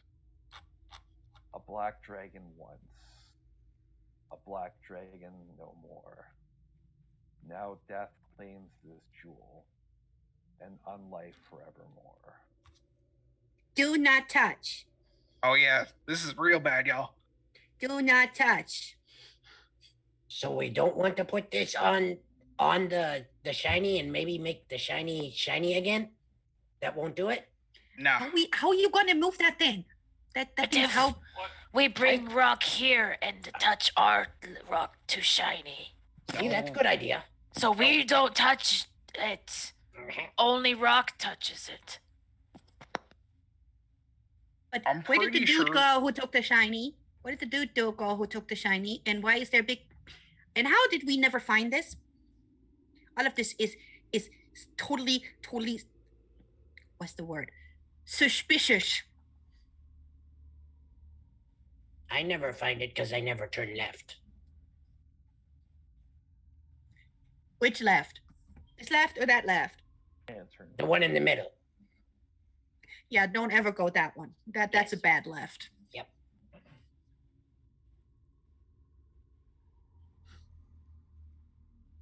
Well, this So might we have to gotta do with all the dead trees and the bony guys. Also, that bloody ooze might have done. Did that ooze go away? By the way, is it gone? Yeah, you don't know where it went to. It went into this tiny little crack that was in the mound and just kind of just went all in there. You know how cats are liquid and can fit through anything? Yeah, anything that their head can fit through. Yeah. Yeah, it's basically this thing is more like an octopus, how it'll just squeeze itself through anything. And so she's totally paranoid about this. So she's kind of still lifting her up and she's looking for cracks in the floor. Just if that comes back, don't let that touch you either. And she wants to look for any signs that whatever that dude looked like. I already forgot what that mean villain looked like, the villainous villain. But if there's any sign that anybody actually crossed this area, I don't know, in the last 24 hours or even so, are we even in the right direction? There are a bunch of fresh footprints, human-sized footprints, Where they going? all around. They're walking all around this giant crystal. This is so not good. I mean, how big is our crystal? It's like a rock. It's like Is it like a boulder or is it like an orb? about the size of a squash ball. All right. Well, Okay. well, An avocado, if you don't know what a squash ball looks like. well, if you want to get the shiny cado, that's on you. But I am not sure if we should touch that thing at all. Does it have any inscriptions or something? I mean, we should be able to see that. The inscription would be kind of big. Like if she kind of just carefully walks around. Oh, like I said, it's there's the gold caps on each end are etched and inscribed and carved and all manner of decorations on them and jewel work and everything like that. and it's carved in mostly Draconic language, but also in Celestial and Infernal and a couple other languages you aren't even sure exist anymore. Right. So, and what does it say in Draconic? You're not quite sure. It seems to be just sort of praising the events, the accomplishments of this one dragon. Right. Does it use a name for the dragon, or is there you know what? Can I roll for history to know if she has heard stories about this big ass black dragon? I was about to say, how do you know it's a black dragon? Because you told me. Mhm. Oh yeah, I did tell you. Called nature. Right. Yeah. You told me. In divination. Nature Right, set, the yeah. divination I just told you. Yes, you can roll history.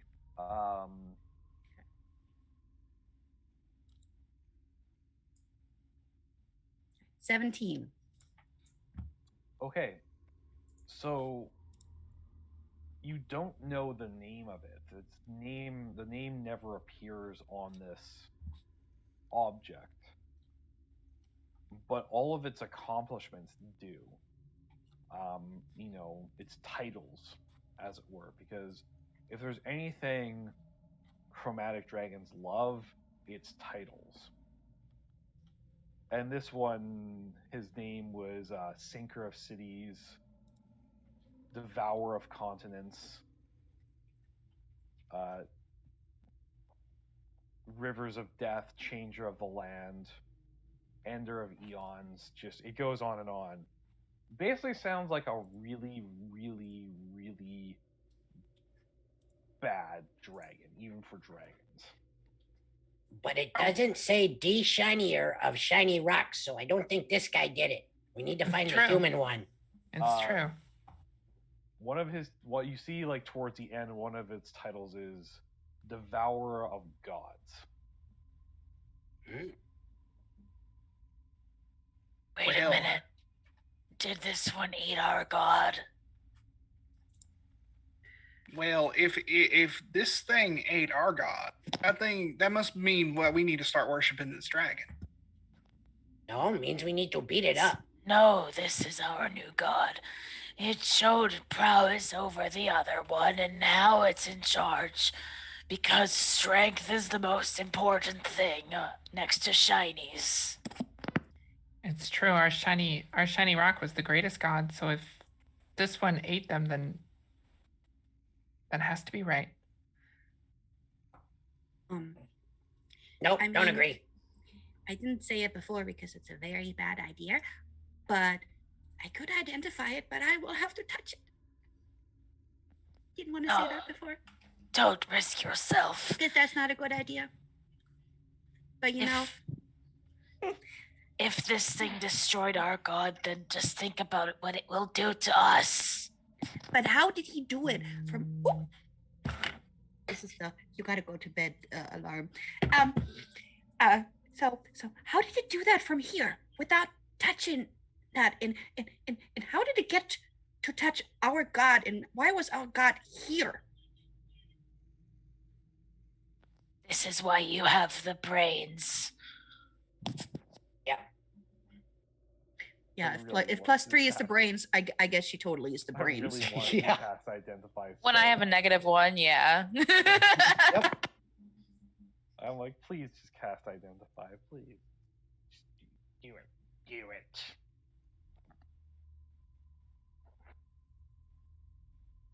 I All right. really don't want to, but I- I'd take a $5 donation. Then I'll be crazy. But else we ain't touching it. Quadruple dog dare y'all. Else we're not touching it. I ain't touched it. For free. For free.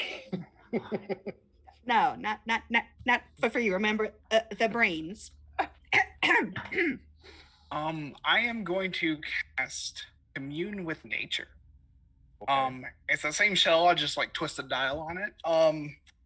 So I will give you the spell description here. briefly become one with nature and gain knowledge of the surrounding territory. Since we're underground, it's just limited to 300 feet. I gain up to 3 facts of my choice about any of the following subjects. I'm going to pick powerful celestials, fae, fiends, elementals, or undead. Prevalent plants, minerals, animals, or peoples. Just something in that kind of region. Get 3 facts about the area. 3 facts about the area. This is considered desecrated ground. Ooh. So the opposite of consecrated ground.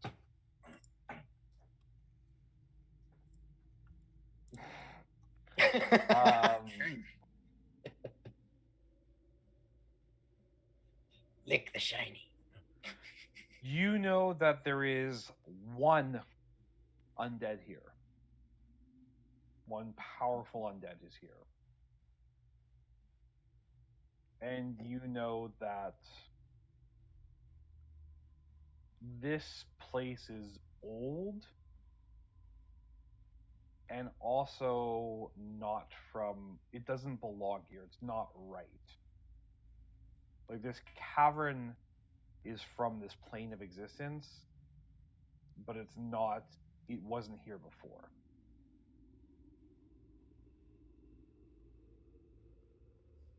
I'm going to take a gander and say this dragon probably brought this stuff here. Or maybe the bad wizard took our shiny, also brought whatever this is here.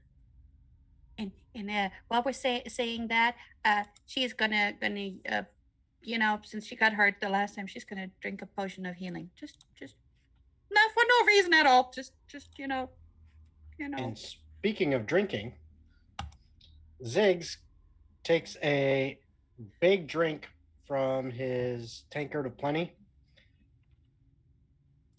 and kind of looks at the rest of the group like side eye, looks at the big shiny dangly necklace, looks at the rest of the group, looks at the necklace, and then runs like halfway up the wall, grabs it and pulls it down as he leaps down, handing it out towards Belladora. So, like, when I say it's like a necklace, this thing is literally 20 feet tall, like the crystal on it. Okay. So, like, if you go to try and like pull it over, you kind of like run up, grab the top of it, and try and like pull it over, and you just stop dead. This thing probably weighs several tons. Oh wow, that's really heavy. a dangly kobold hanging from the 20 feet necklace, and it's like, and I'm trying to pull it. I'm like, it's not coming down. At least now we know that we can touch it. So at any point, actually, I'm going to say you sort of, so as you come grab it and try and pull it, you kind of fall and like maybe your foot or something hits like the actual blue crystal part of the stone. And you get a vision of this absolutely colossal black dragon just breathing an endless stream of acid and just turning an entire kingdom and thousands of people into molten nothingness. And him just changing the entire landscape the same way. And another image of some celestial figure coming down from the heavens to strike him down, only to just be torn in half by him. And you keep seeing these images flash one after the other until the last one you see is this dragon, ancient and terrible and powerful, finally laid low by the only thing he couldn't beat, which was his own old age. And eventually lying down this very chamber and breathing out its last gasping, rattled breath. Right. He drops to the ground, Yeah, since he didn't get hurt, Beldora is just like gonna be like, and gonna slap her hand on it and cast Identify.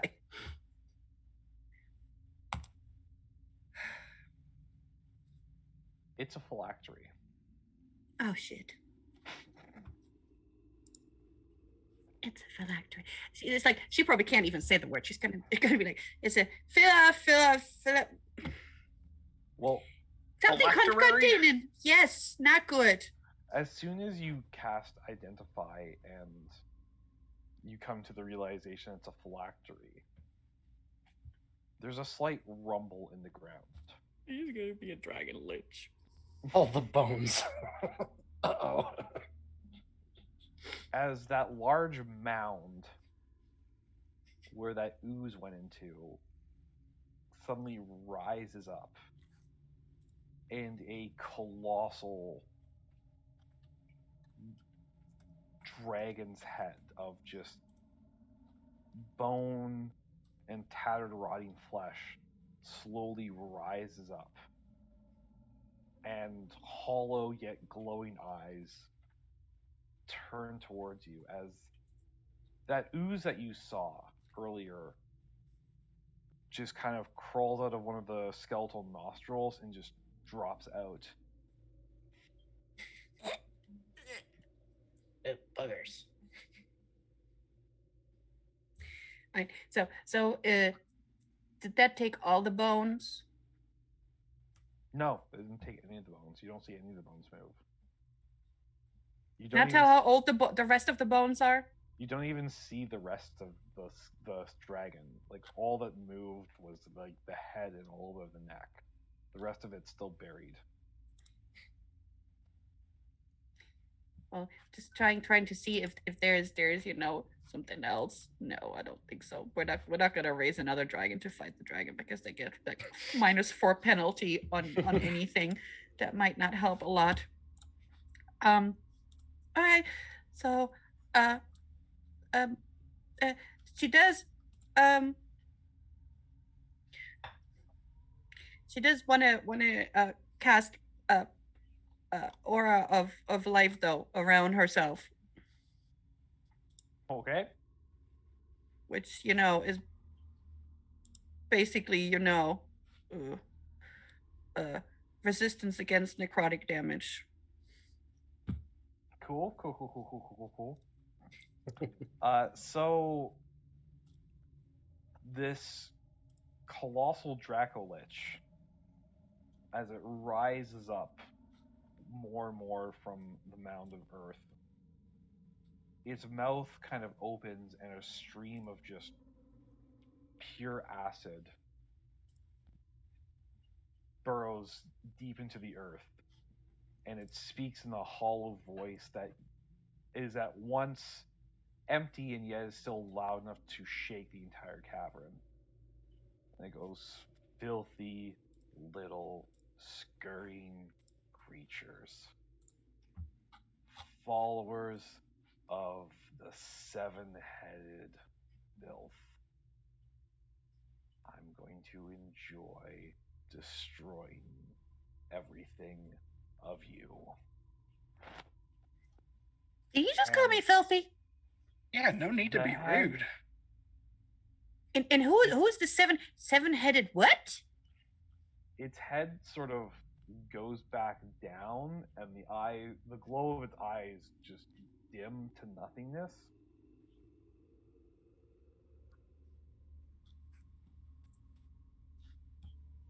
And you think all is well until you hear rattling just all around you.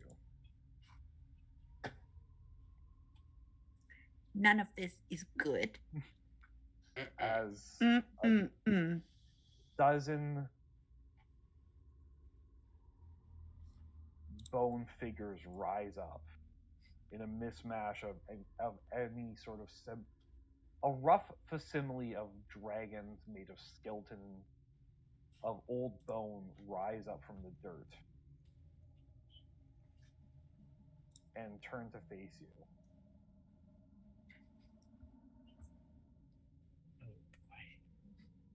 Okay, so everybody who is within 30 feet of me will still have resistance against necrotic damage until my concentration failed. So we're fighting, right? Fighting. Yeah, I'm gonna say you're fighting. Oh, by the way, your rapier is screaming.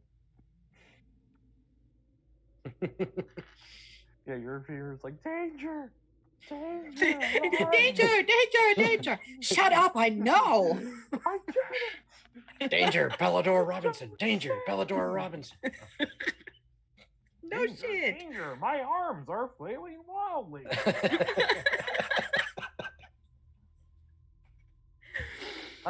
So yes, as these constructs sort of groan and creak and scrape their way towards you, some of these bones are so old that by the time any of them even get close, they have just turned to complete dust and collapse. And you're left with 9 of these constructs surrounding you. Roll initiative.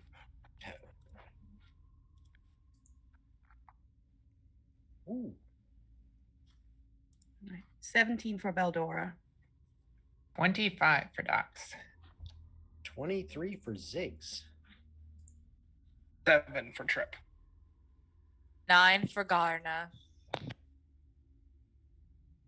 Ox is 25. Zig is 23. Beldora is 17.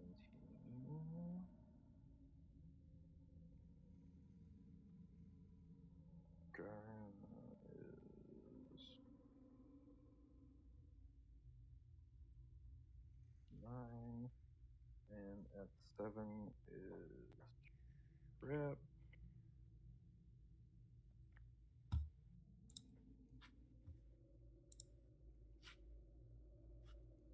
Oops, so that makes. Is that ooze still glowing? The ooze? Yeah. I mean, probably not, because a minute. The minute was never mind. Never mind. That took we took longer than a minute. The ooze not glowing no more.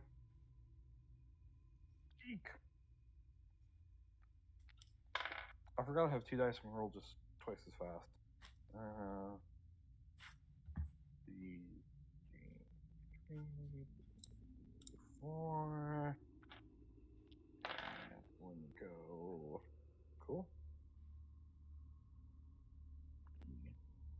D 5 and 6.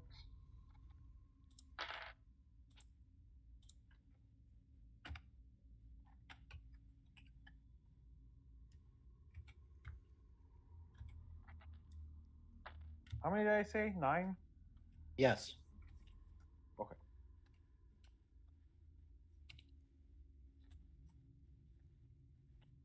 DD9. Okay. Neat. Very good.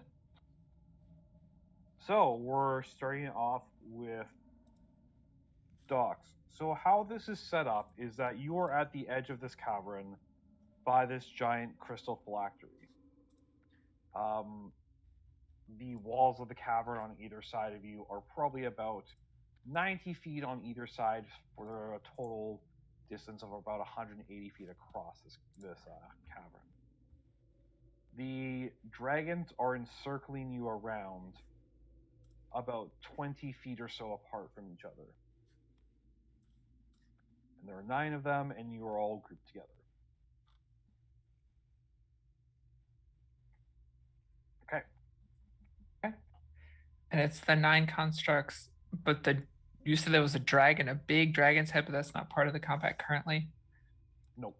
Not currently. Nope. Okay. Yeah. Dox is going to cackle and just take off running towards one of them. She'll make her chirp and light up her ancestral short sword and start stabbing. Do what she does best. I'm going to jump on top of one of them if I can. Okay. Or clamber up it, whatever.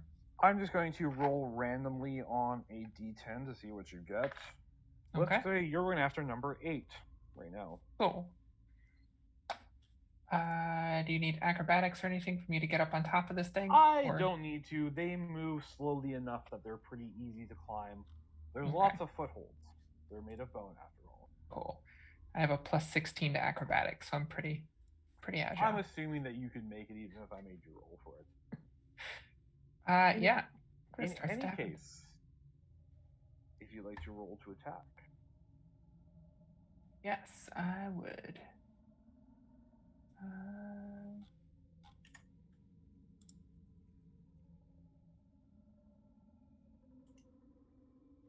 Yeah, I'll roll. 27. 27 hits. That is 20 points of slashing and 6 fire. 20 slashing and 6 fire. Brings us to 40. Okay. And I'll stab again. 17. 17 does not make it. That's okay. There's plenty more stabs. Mm-hmm. That's all I got. Okay.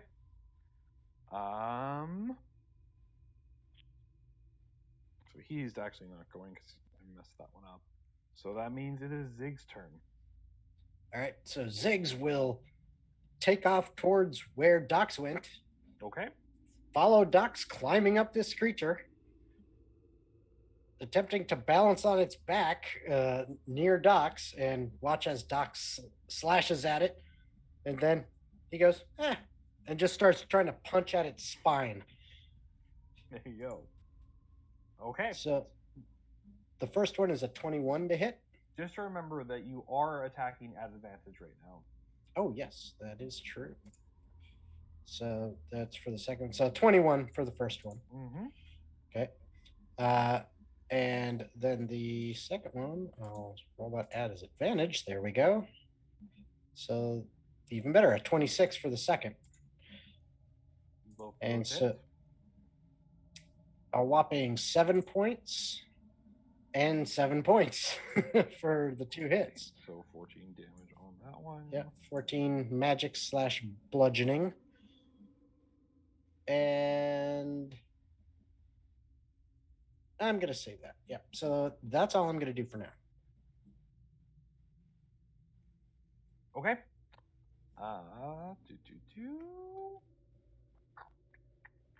That means it's first on there.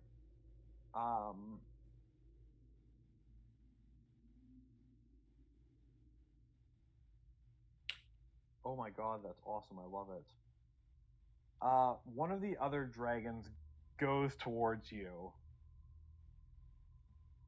and opens its mouth and uses its breath on you. I'm going to say it's just the 2 of you plus that one dragon. You need to make a DC 15 Constitution saving throw.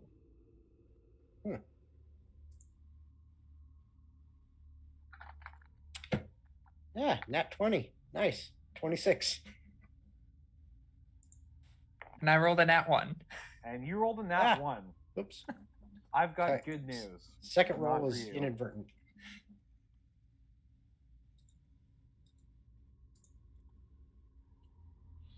You are going to take 35 poison damage. And you are now restrained as your body starts to seize up and patches of gray appear on you as you start to turn to stone. You need to make the saving throw on the end of your next turn. If you make it, you're okay. If you fail, you are petrified. Cool. It's great. Yes. I told you these are nasty. All right. Another one charges towards the rest of you. Who's still over there? There's Bildora, there's Garna, and there's... I'm gonna say... Yeah. going to attack Garna. 1 pinion attack and 2 rends. So what is your AC at right now? My AC is 17. Okay. The pinion attack does not hit. 17, you said? Yes. Okay. That one does not make it. That one does make it. So you are going to take from that attack 12 piercing damage and 5 necrotic damage from its rending claws as it charges up and just starts slashing wildly at you.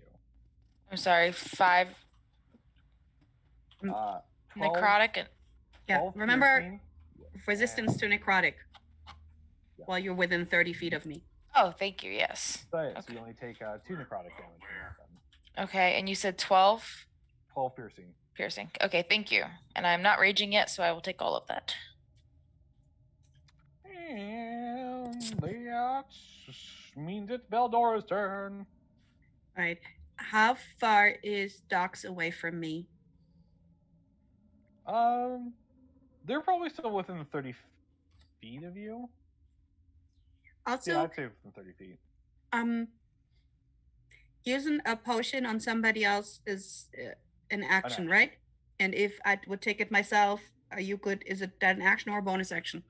I say taking yourself counts as well.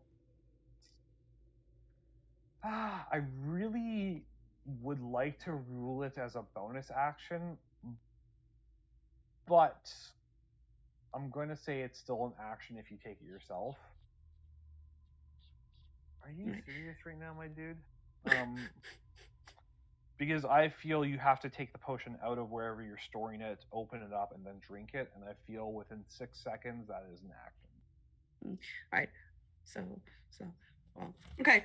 Well, wouldn't be the normal healing potion, which you would, keep in reach, I guess. All right. So, I'm gonna give Doc's bardic inspiration. Thanks. So, because that's important. It's like, don't know how I'm gonna get that antitoxin in there, but that's okay. And let's click that off. All right. Let's see, and I don't think I have anything left. As a bonus action, I don't think so. Let me see. Nope. Sadly, that's all that I can do. Come on, Docs. Oh, I forgot. You forgot what? The fear aura. I'll do it next time. Don't worry about it.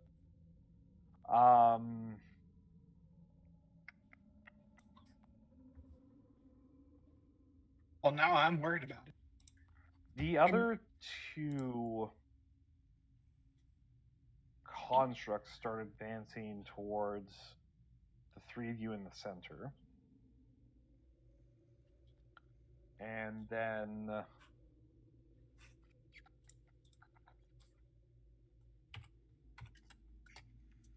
Ziggs, what's your AC at?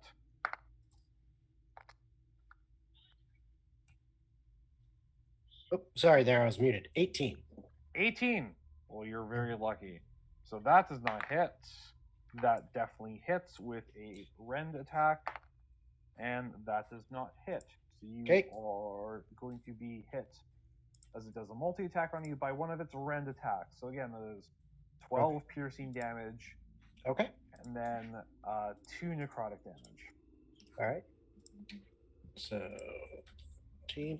And you said one of them missed, one of the attacks missed, or 2 of the attacks missed? 2 of the attacks missed. 2 of the attacks missed. Let me double check. No, this. don't do that. I need that.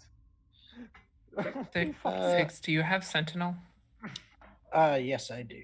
Oh, Sorry, so what? ours cancel out, so never mind. Yeah. Where is that? Okay, so the one that attacked me, I assume it's next to the one that we're standing on. Sorry, somehow my cat got a hold of one of my dice and was trying to push it out of the fridge, and I didn't want to deal with that. No worries. All right. So the one that attacked me, I assume it's next to the one that we're standing on. It is the one you're standing on. It is the one we're standing on. So Mhm. it's next to the one that did the breath weapon on us. Was that one? Did that one Yes. run up and do? Okay. So I am going to spend a key point since it missed me with a melee attack, and it hits its buddy. Okay. Awesome. So he's gonna have that much HP left from that. Okay. And that's actually his turn.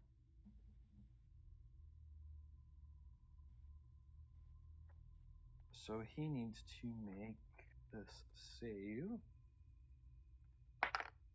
No. So you know the construct you're on top of? It starts Familiar to with it. turn into stone. Nice. With a We killed it. plus One 4 down. Constitution. Jesus God. It's like, yeah, advantages on Constitution saving throws. And, Does it have legendary resistance? Nope. Nope. Damn. Nope. Nope. Oh, I keep forgetting to make you guys do your fear aura checks. Ah. In any case, let's start that next.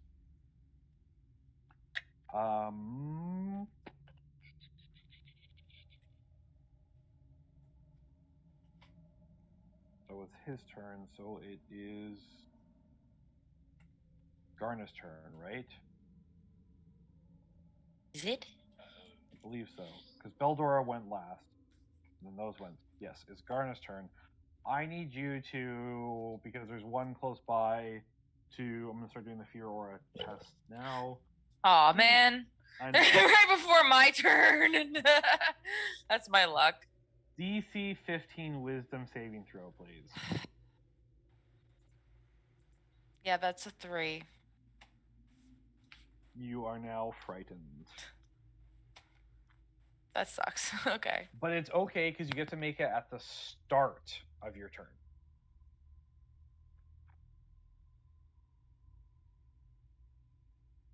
Okay, so you're frightened. Unfortunately, that means that you do nothing but run away. We're going to go skip those guys for now. They're holding their actions.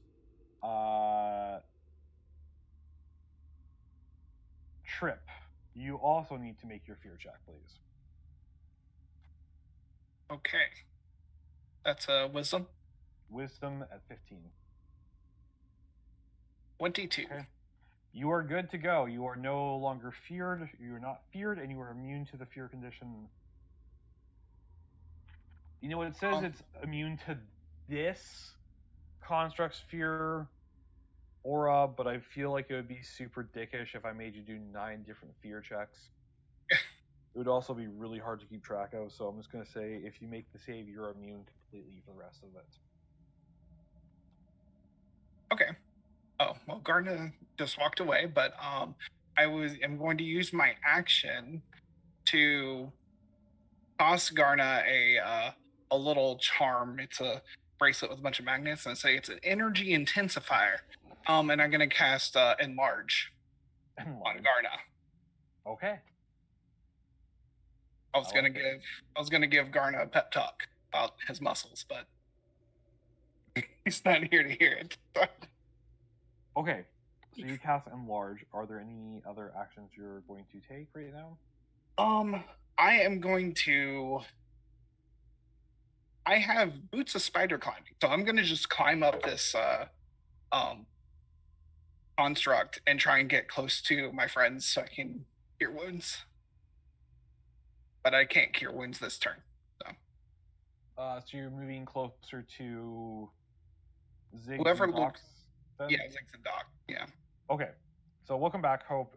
You've just Garna just got enlarged, so his muscles are even more giganticer. Oh, Thank you for the enlargement. Hopefully, whenever it's his turn next, he can be unfeared. So, thank you. Now, I know it's real scary right now, but you need to have big muscles when you're ready. And I give you this little magnet bracelet. Okay. So you said you're going to move up Thanks, to, buddy. to where Ziggs and Docs are? Mm-hmm. Yes. Okay, so you charge forward towards them, and 2 more constructs come at you. You specifically. Okay. Because apparently their vision is based on movement or something. I don't know. They're dragons. They're kind of assholes. So he's going to attack you with his... One of them is attacking you with a pinion melee attack. So you take 12 piercing damage. Okay. And you are now pinned and restrained by the pinion. It's basically like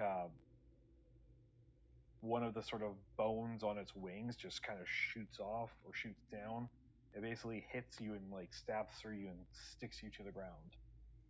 Okay.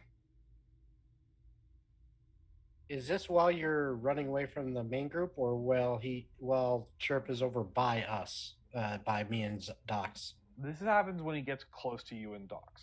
This is after he's made his movement. Okay, so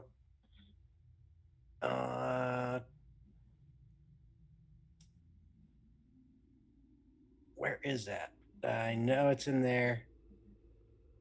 Yeah, is the creature within 5 feet of us? Yeah. Yeah, that is the question. All right. That Yep. activates Sentinel for both of us then. Yep.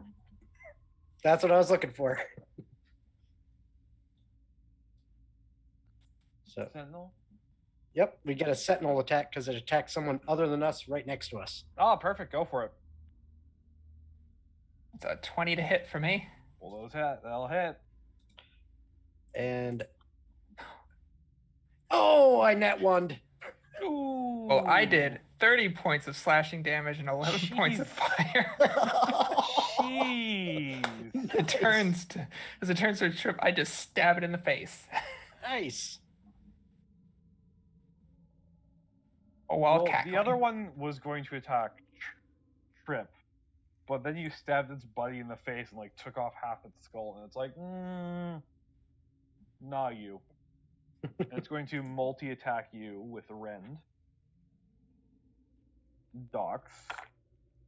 That one definitely doesn't hit. Well, I don't know. You've probably got... Do you have higher than 15, I want to say? Yeah, my AC is 18. What's that to hit? Plus 9 to hit, so that's... 17 to hit? Yeah. Miss.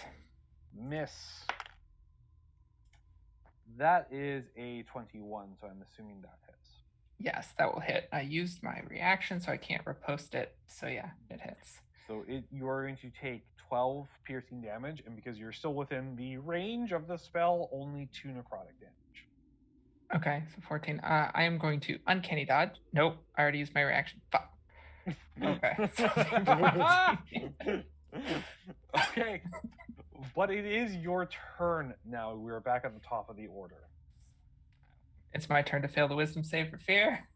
Yes, it is in fact your turn to fail the wisdom save for fear. Oh! Rolled an natural 20. Nice. Okay, apparently you're good. Apparently you don't fail the wisdom save for fear. Awesome. Yeah, and you still have the inspiration for another time. For And the not turn into save. stone at the end of this. Yeah. Oh yeah, you still got to make that save. A lot of important saves this turn. We're too honest, aren't we? I'm going to get the most of it. First up, I'm going to burn Second Wind as I screech even louder. Roll a D10. Oof. Plus 5 is 9. Okay. I heal 9 points. I'm going to keep stabbing. Keep stabbing. Um, I'm going to guess you're going to hit the one that you already hit. Because the one you're on top of is now a statue. Yes, I'm going to hit the one I already hit. I'm going to expend a superiority dice to do distracting strike.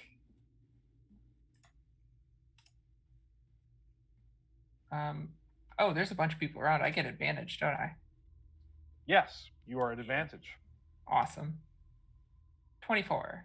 24. That hits.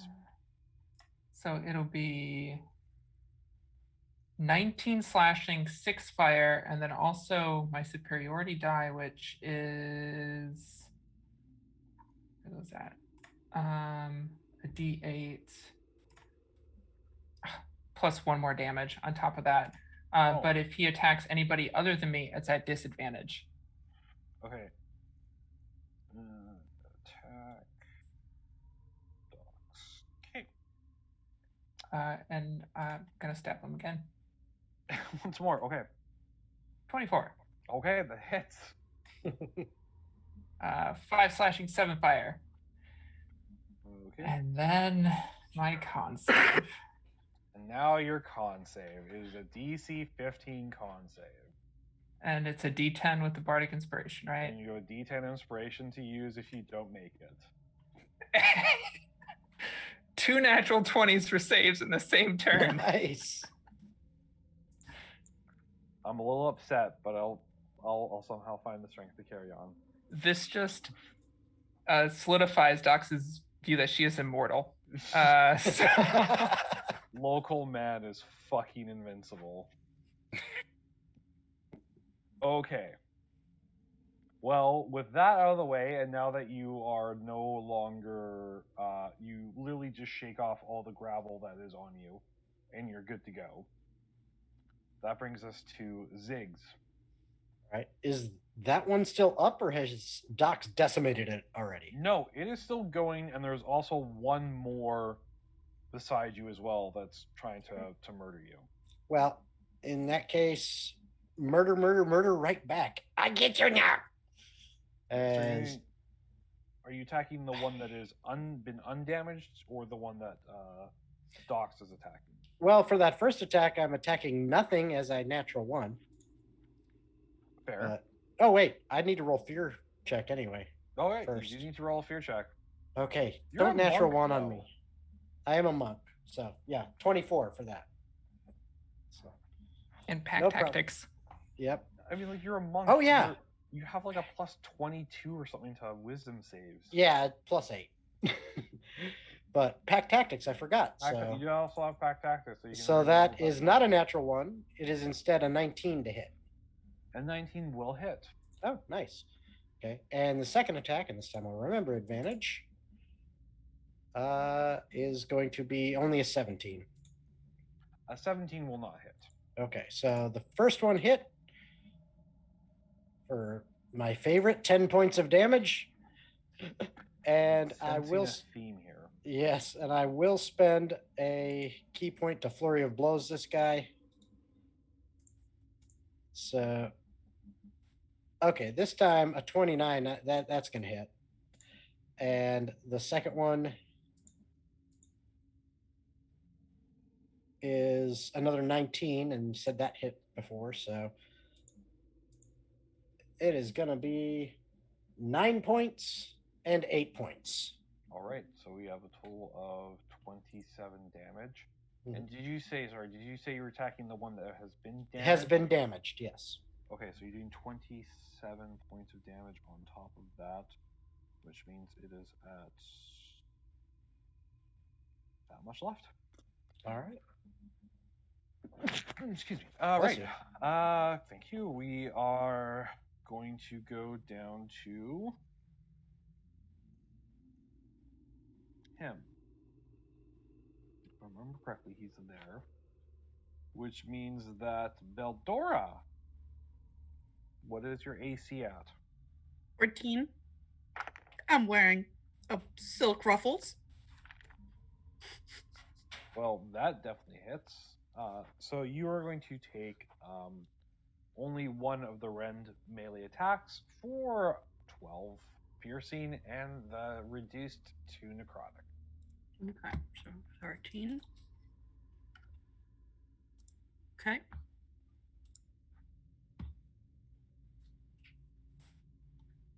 And as you look over, you remember that ooze?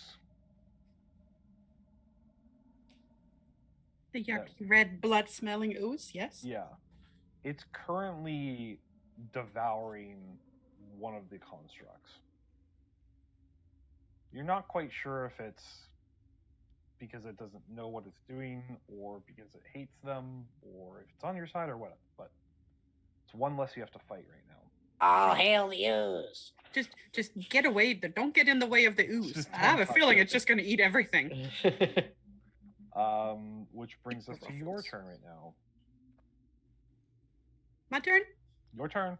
Okay, so she's still focusing on the aura. How many constructs are left? 1, 2, 3, 4, 5, 6, 7. All right. 7 constructs are left. And we still have to do the fear thing at the beginning. Yes. Okay, what do I roll for that? That is a DC 15 Wisdom saving throw. Okay. Oh, for fuck's sake. Too bad that I don't have advantage on that one. Oh no, you are feared. Yep. You're feared. It's like they put a rip in my dress. I also have more bad news. I Because guess it breaks my as you're- concentration. No, your concentration is not affected by that yet. Yet. But because fear means that you have to run away from enemies, specifically whoever has feared you, you provoke an opportunity attack.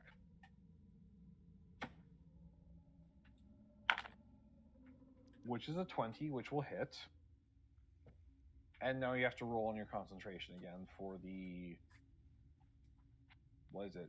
13, 14... You have 14 total damage, 12 piercing, 2 necrotic. Is it one that's within 5 feet of Ziggs and I? No. Oh. Because she's about 30-ish feet back. Okay, concentration is what roll? Constitution saving throw. Institution. Yeah, that's not so good. Oh, that's a 15. Well, it's still up then. Okay, and I took how much damage? 12 piercing, 2 necrotic. Okay, so another 17. Mm-hmm. Okay, and I guess I can do nothing. Nothing.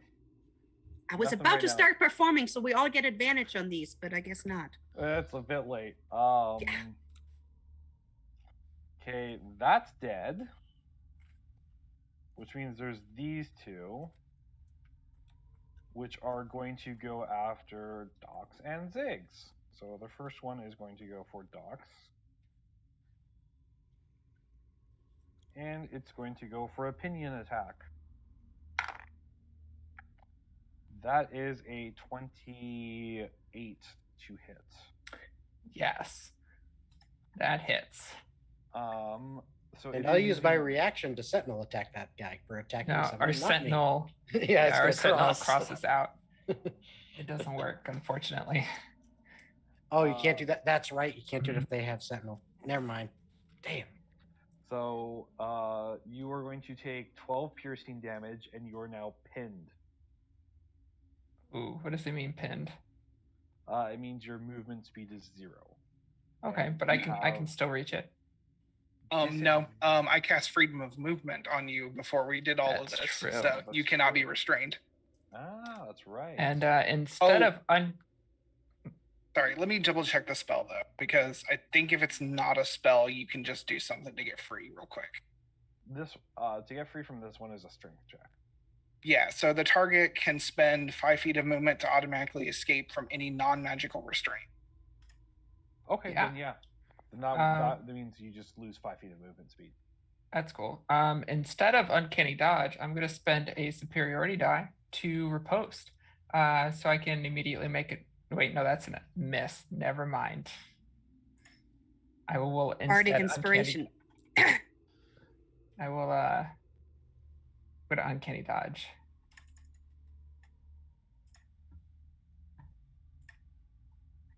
You're going to use Uncanny Dodge on it? Yeah, so I only take 6 instead of 12. Okay.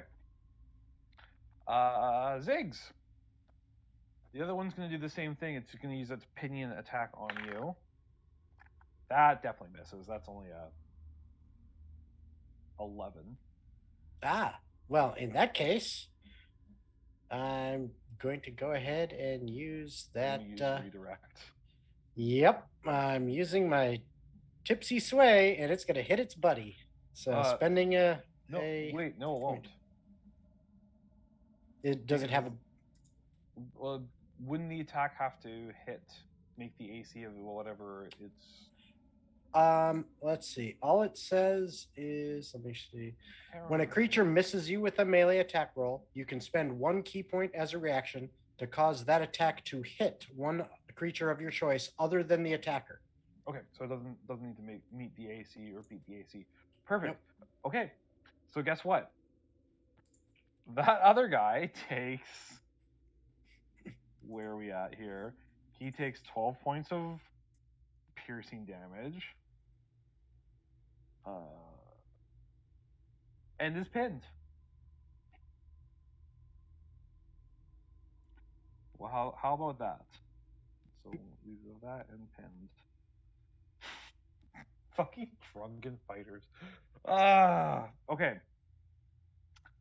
Garna, it is now your turn. You get to make the saving throw at the start. Okie dokie. DC 15. Garna sees his big muscles and hopefully it helps. Even bigger muscles. Nope, that's a 6. It's a 6. I'm gonna let you have that one with advantage because like you got enlarged. You got enlarged, my dude. You have so much extra ego right now. You get that advantage roll for sure. Big precious. I'm also just gonna say, like, even if it wasn't that, I would also just give you inspiration on that. Not inspiration. DM's rule of cool on that one. You got enlarged. Your muscles are as big as they've ever been. You get advantage. I appreciate that. Garna is so swole right now. So big and is so grateful to Trip. And just lets out a roar, entering rage, of course, as he just breaks free of his fear, turns on his heel, and his fangs grow to an abnormal size as he starts barreling at the closest point of contact here for a big old bite. It's gonna take a bite out of crime with a 21. You also get an extra D4 because you're bigger. Thank you. Is that on the attack roll? It's on the damage. Or on the damage. Roll. Got it. Okay, cool. Thank you. So 21 will definitely hit. Yay. So that's the first one. So that's going to be 9 damage. It is magical for the purposes of doing things. And then the 1d4. So 4 on the 1d4. So that's going to be 13 damage. Is it a 1d4 or is it a flat 4? I think it's a d4. 1d4. It's 1d4. Okay. Yeah. And then with my bite attack, okay, so I still have more than half my hit points, but once I get to less than half my hit points, I heal back, but not yet. And then another good old chomp with a 24, which I'm guessing that hits because it's 21 hit. So that's going to be 11 damage plus a 2. So 13 damage on top of that. Okay. All right. He's very happy to be a big, scary, muscly man and just looks at Trip and goes, happy to help, bud. Okay, so that's you. So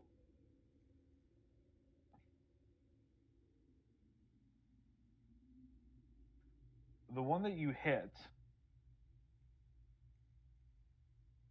kind of takes a bit of a step backwards. And even though it doesn't need to breathe, you hear it do a deep inhale as it unleashes its breath weapon on you.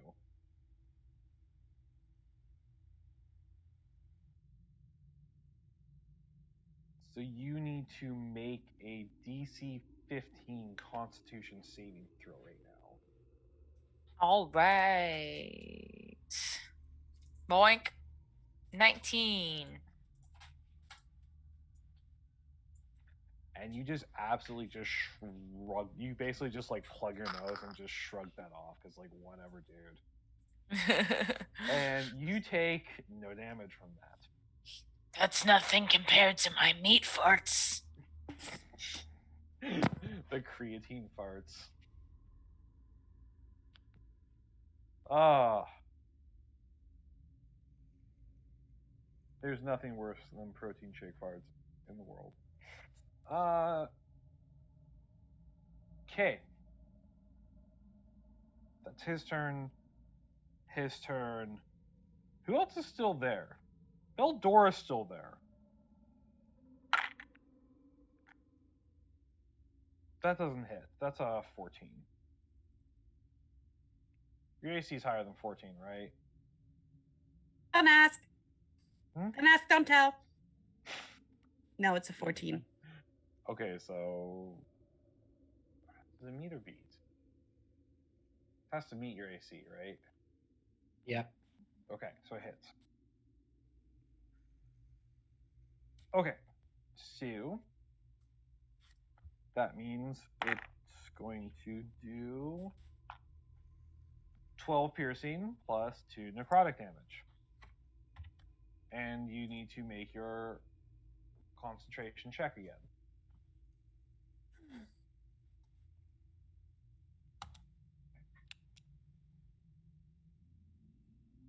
$16. You're good. Nothing Spirit else is you can still up. concentrate. Yeah. Okay. It is now Trip's turn. Okay. How's everyone looking? How's Ziggs and Docs looking, health-wise? I'm Looking pretty fine. bloodied. I'm doing Okay. great, actually. So, I've barely been hit. I'm gonna go Only up got to 19 Docs. left. Oh, I don't think you're close to me though. I think I'm up here with No. Docs. So I'm gonna hand Docs a very shiny pebble, and I'm gonna cast Cure Wounds. Thank you. At 4th level, so you get 22 points of healing. Oh, that's so much. Thank you. Anytime. Remember the shiny. And that will be it for me.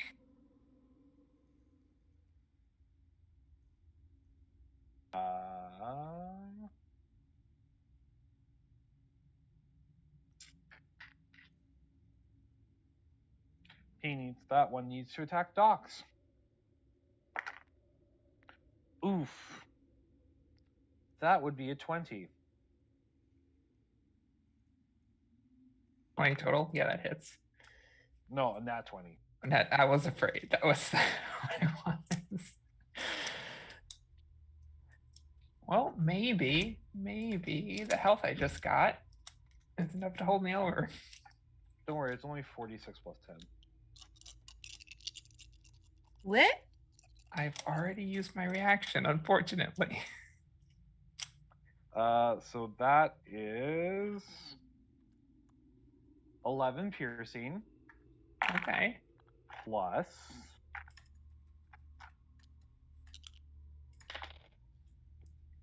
there goes my other dice. I said plus 5 necrotic. I actually rolled really badly on that one, so you're lucky. Okay. I rolled Yeah. terribly on that. Still a net positive after the cure wounds. Is Docs close enough that the necrotic gets halved? Oh yeah. So you would only take, again, 2 points of bloody necrotic damage from that. Okay. If I'm not good for nothing, I'm good for that one. Next up, is the other one that's going to attack Ziggs. That definitely hits as a 27. Too high. Way too high. That's too much. I Yeah. don't like it. Too much. So that is a rend attack. Okay. So that is going to be the 12 piercing and 5 necrotic damage reduced to 2. All right. I'm just going off the flat book one because I'm not rolling for all these attack rolls. So. Yep. I'm just lazy. No, that's I'll good, attack. man. Nothing That's else good. to it. That's good, man. I'm fine with that. Just keeping it easy. Okay, so that's on. It's Doc's turn. Yeah. The one that's next to me, stab him in the face. Stab him. Get him. Because that's what I do.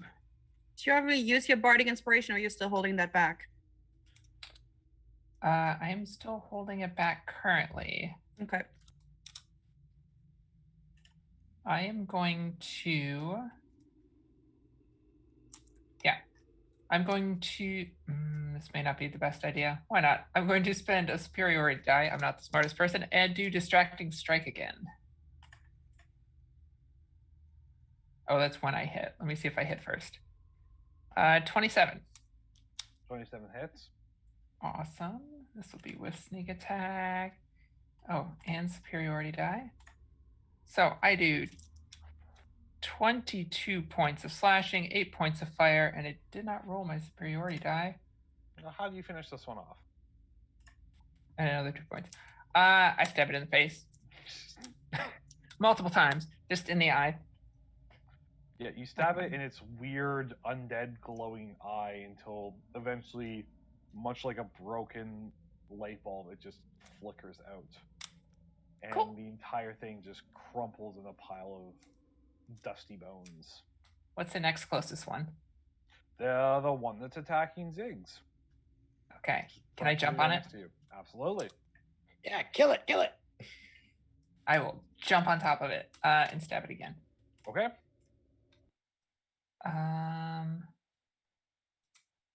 Do I want? Yeah. This will be. Ooh. I'm going to use that. Well, yeah. I'm going to use the bardic inspiration. Use it or lose it. It's your eloquence, so yours is unfailing, right? Mm-hmm. 20 to hit. Oh, nice. Awesome. I'm going to do another distracting strike.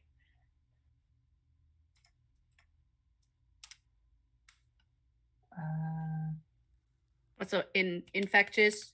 One more time. Garna.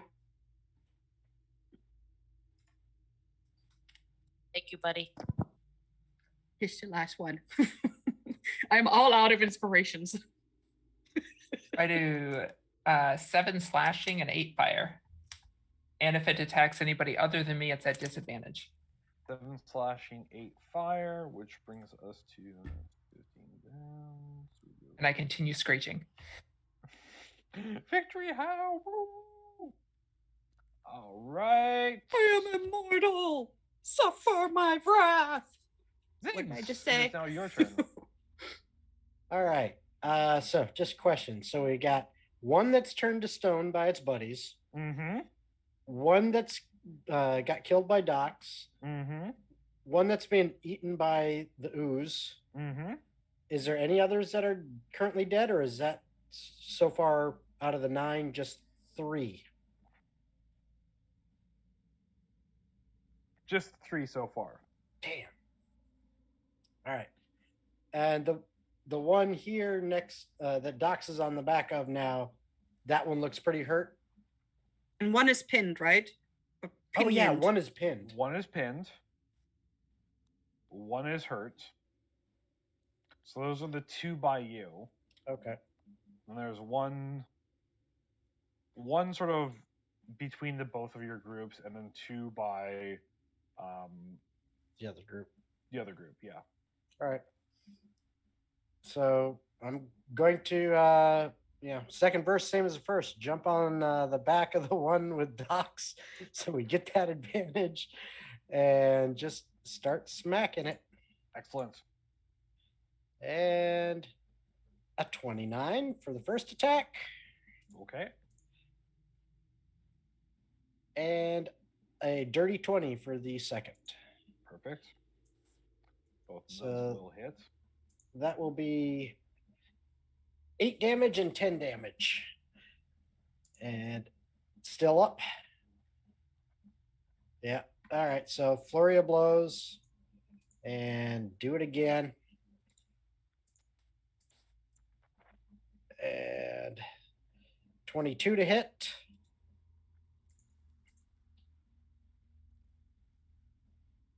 And 25 to hit. So those two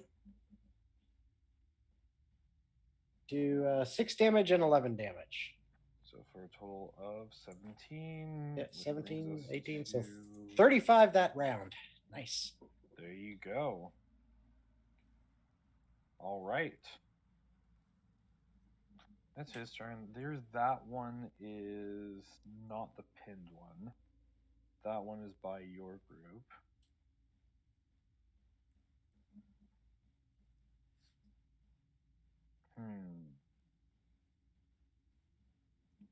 I think he's gonna go attack Garna. Yeah. Gonna do a multi-attack. Bring it on. First one hits, and the second one does not hit. So, again, we're just doing our real common 12 piercing and 2 necrotic damage, Okie dokie. which is his turn. He's currently occupied by being consumed by a goo, which brings us to Beldora's turn.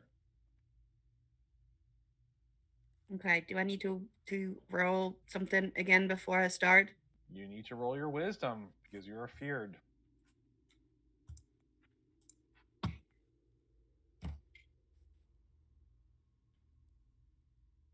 Yeah. You are still feared, unfortunately. Just want to heal.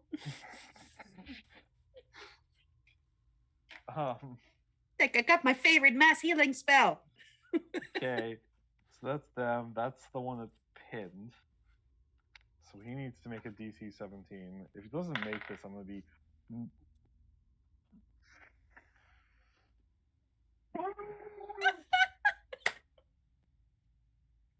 It's like he's got a +9 to strength. He can. It's a 2. Okay. Not even a +9, a +5. It's still. That's okay. Docs and Ziggs, you both need to make a DC 15 Constitution saving throw, please.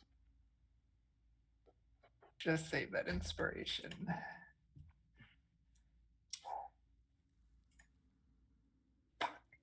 And I have the inspiration that Beldora gave me as the extension from the first one she gave you, so I'm gonna have to roll that. It's an 8 for me. So that's what, a D10.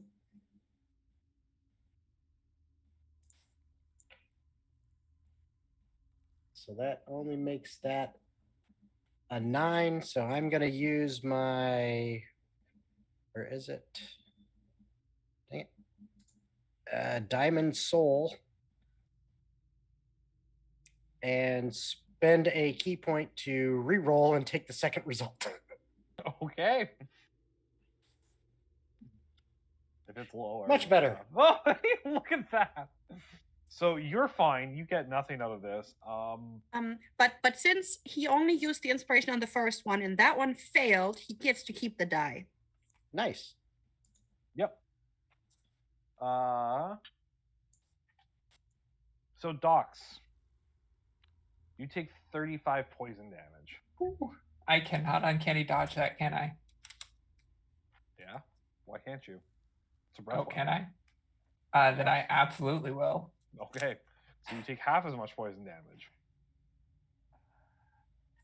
But you still need to make your DC 15 save next round. I'm not hopeful. I have no more inspirations left. You're also restrained, BT dubs. Oh wait, no, you got freedom. Do you have freedom of movement? Who does? Docs Yeah. has freedom of Yeah, movement. Docs Yeah, does. so you're not Mhm. restrained. Really, it doesn't really count. Okay. That one.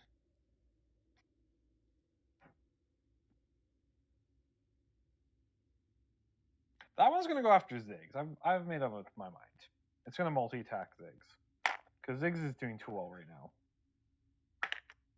So you're looking a little too hardy in hail. Mhm. So both of those hit. Damn. So you take a total of 24 piercing damage and 4 necrotic damage. Ouch. That hurt. Yes. That hurt. This thing tears you. Just it goes.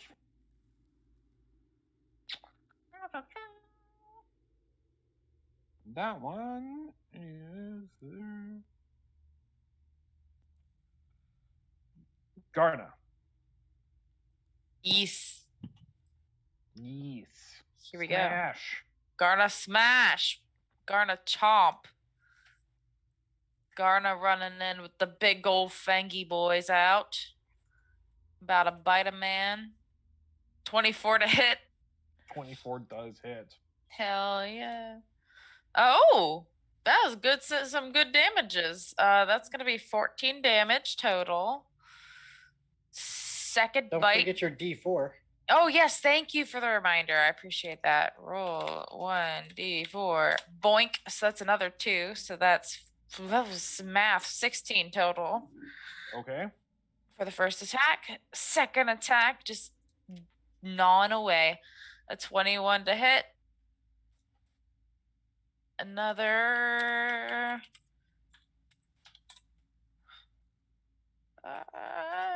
14 damage of magical chomping. Okay.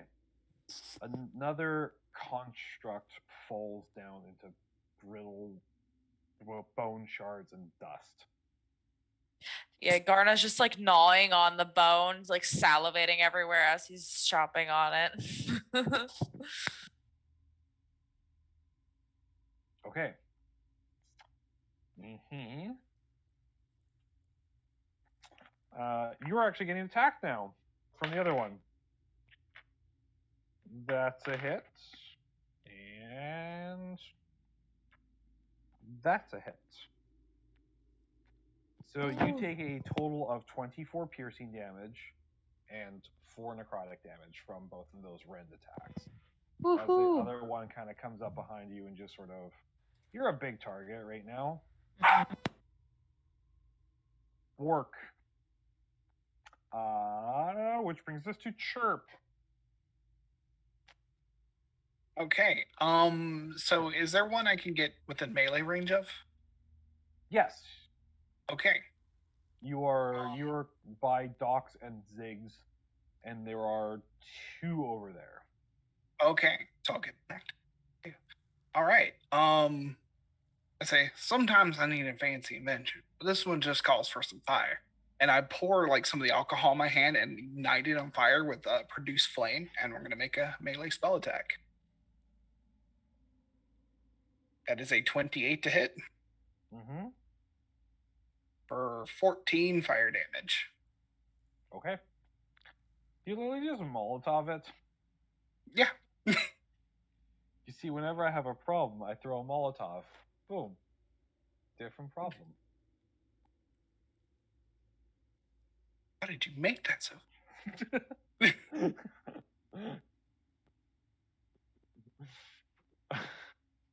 That's gonna be it for me. Okay. I like the You're Molotov. rude. I like the attitude. Okay. Docs. So you get to make that save at the end of your round to see if you don't Yeah. get taken back of an inspirational statue. Yeah.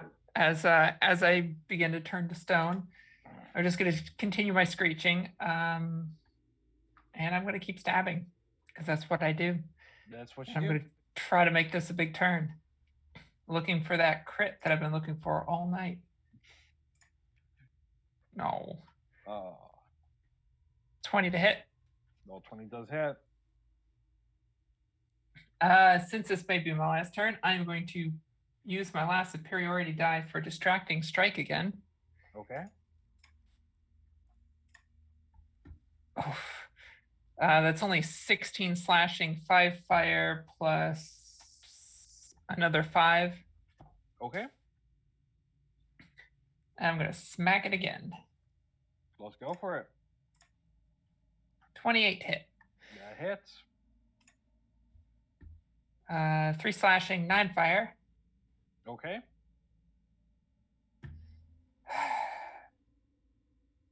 And the con save. And the save. Whoa.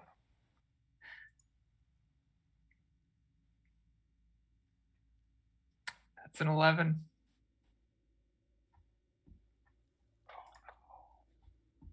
Oh no.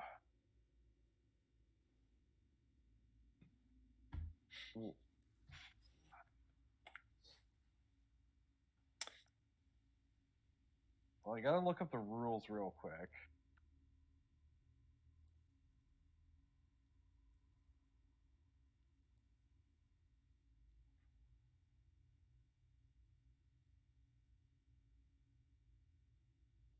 So, you are now petrified. You are transformed along with any non-magical object you are wearing, carrying into a solid stone. On the plus side, you're not going to get any older. Yay. Yay! And you're now immune to all poison and disease?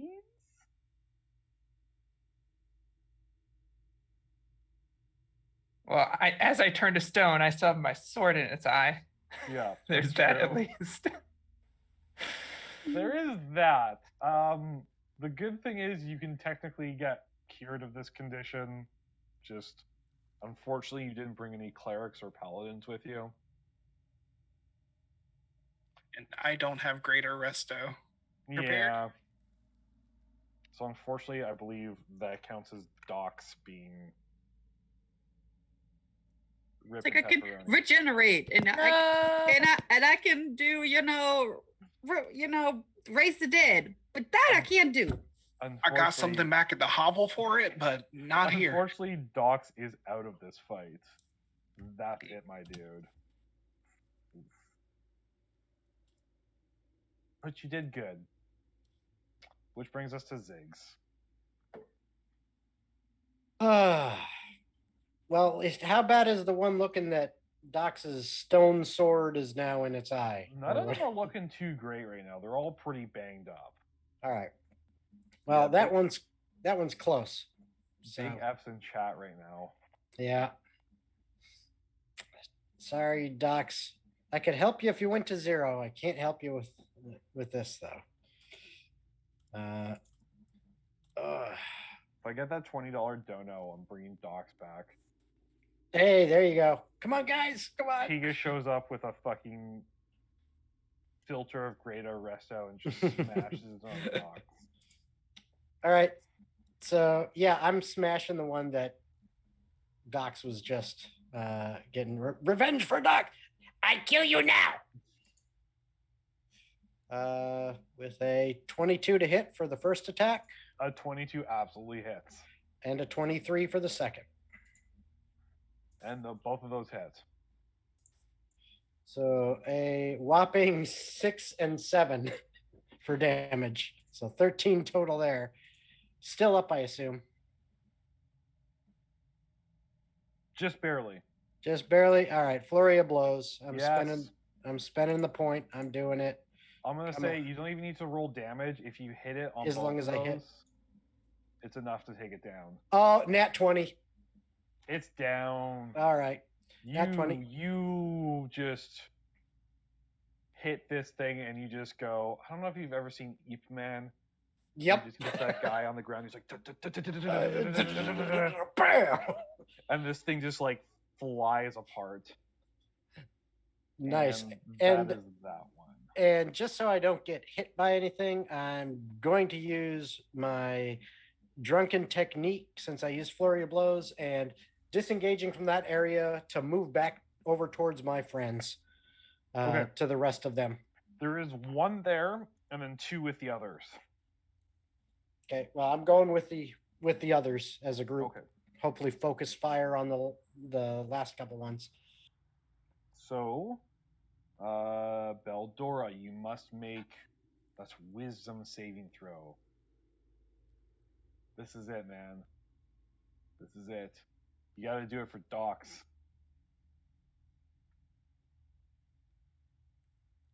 Yes. 16? That's it.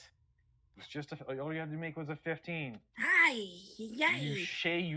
you see Docs' last primal scream caught forever in a stone effigy, and you snap out of this fear, and you're like, no, we can win this. You sons of bitches. We're not gonna lose. All right, from where I am, is everybody within 30 feet of me? You moved your full movement speed, so the only person out of 30 feet would be Trip, because it's with the other last construct. Okay, can I move without getting an opportunity attack to include everybody into 30 feet? You would, if you move 30 feet forward, because that was your full movement on the last round, that would put you back into melee combat range with the other two and with Garna. Okay. And Ziggs. Okay, so I can reach everybody but Crip from where I am. From where you are, if you move forward the 30 feet, you would be within 30 feet of everyone. Okay, but somebody can whoop me next. Yes. Okay, so Crip will be fine. I am casting Mass Cure Wounds at 6th level. And everybody gets 26 hit points back. Awesome. But you're the best, thank you. If I'm not scared, right? I ain't scared. I don't skirt for nothing. Right. And I'm still keeping my concentration up, right? Yes. Yep. Because Yep, you're still good. everybody's still. All right. That's all I could do. Okay. Dead, not dead. And pinion attack. Go. I keep dropping my dice because I have no room to roll anything here. Okay. That is a 19 plus 9, so that definitely hits. So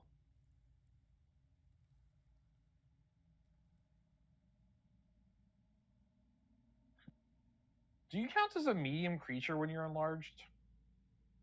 I think so because I'm usually small. Yes. So you'd be a medium creature now. Yes. Okay, so it still counts, so it can still make the pinion attack. So you take 12 piercing damage, and you are now pinned. And since it attacked Garna, who's I'm next to now, I use my reaction to Sentinel attack it. Is that Yeah. halved already, the 12 damage? And that's at Oh, advantage. nope. Okay. You get to half that to 6 damage. And yes, So- you get to Sentinel attack it at advantage. And it's at advantage. So the first one was a 21. That's the highest. 21 to hit. Mm-hmm. And it takes 9 points of damage. Okay. Perfect. So that was his turn. So now it's Garner's turn. Yeah, because there's only the 3 left. Awesome. I'm pinned, right? Yes. Cool. I'm going to try to unpin myself. Okay. At the start of your turn, you need to make a successful DC 17 athletics check. Let's go. And I get advantage on that, I believe. Because of barbarian raging that's and also right. yeah. Yes. Let's Yeah, go. like, Oh, this is- a natural 20 for 30. Literally the easiest check for a barbarian to make. It's like Let's a little go. it's like tries to pin you to the ground. Just like Literally. Yeah. So Garna, just exactly as you described, just sits up. It's like and rushes up and chomps on the closest one. Okay. I'm gonna say it's that same one that hit you. Cool.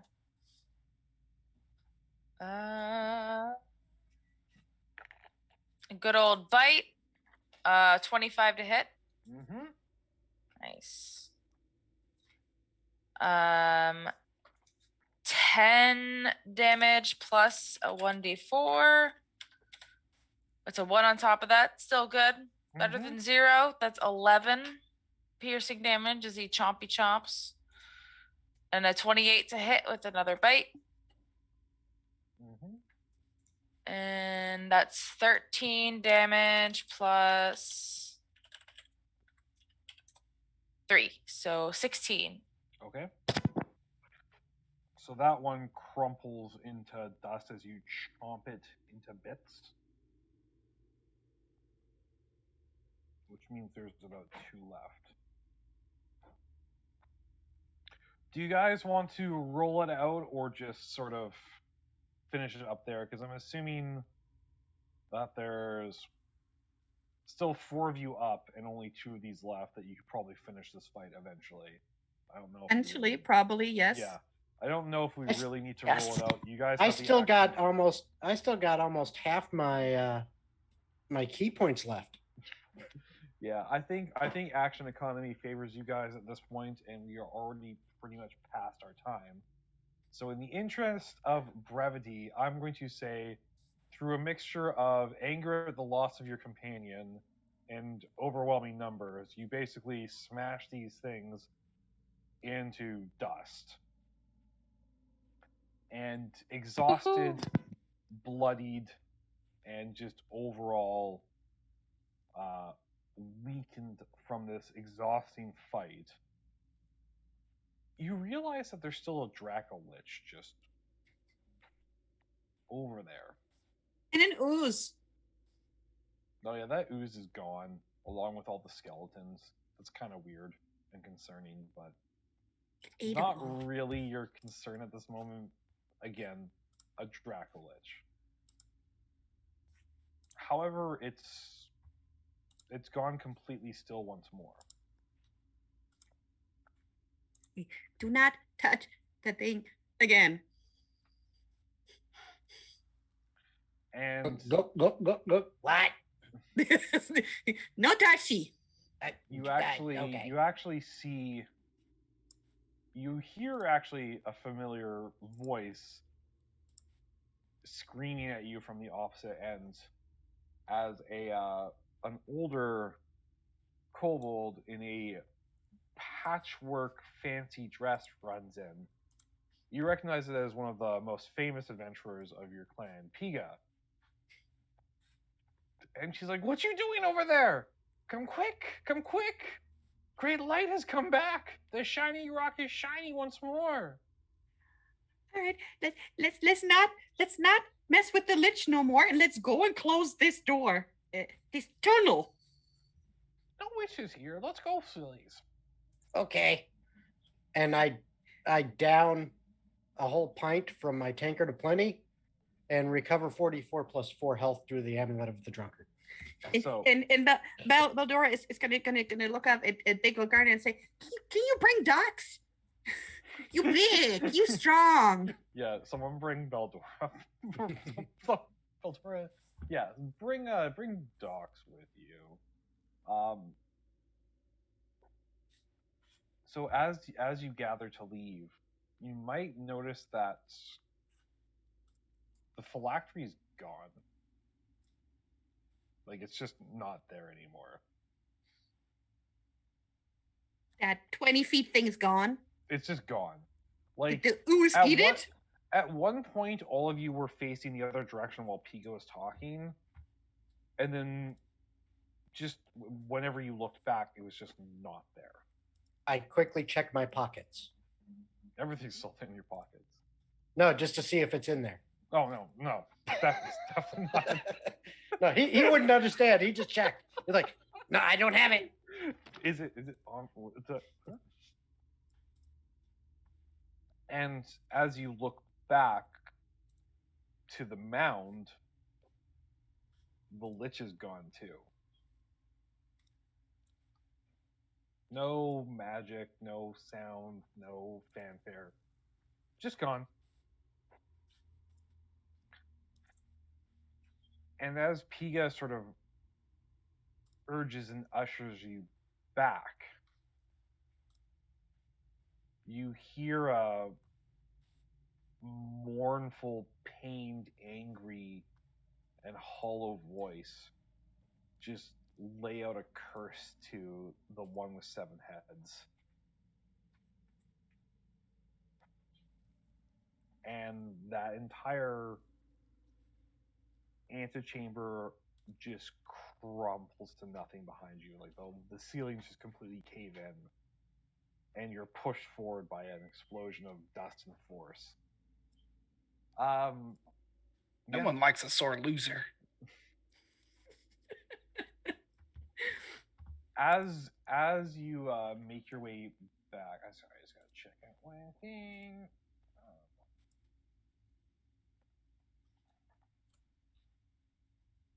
As you make your way back to the caverns,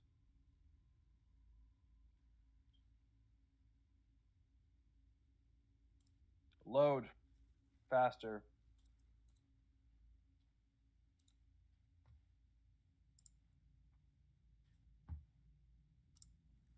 Oh, not 7, it's 5. I'm wrong. My bad. It's supposed to be the one with 5 heads. So our god has 5 heads.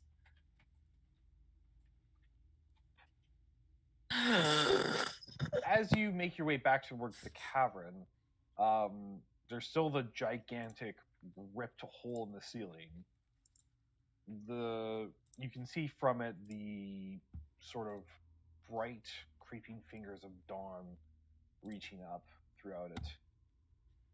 And there's a gigantic crowd of kobolds just openly weeping and celebrating around the dais where your shiny stone has been restored. However, it looks quite different this time because there's a small circle of 5 separately colored dots that are causing this gem to shine quite brightly now.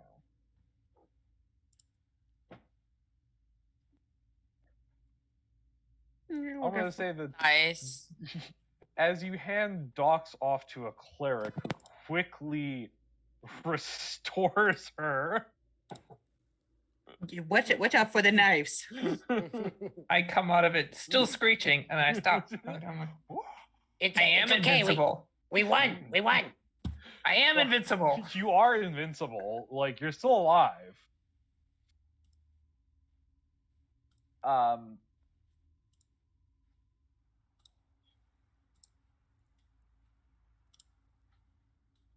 There was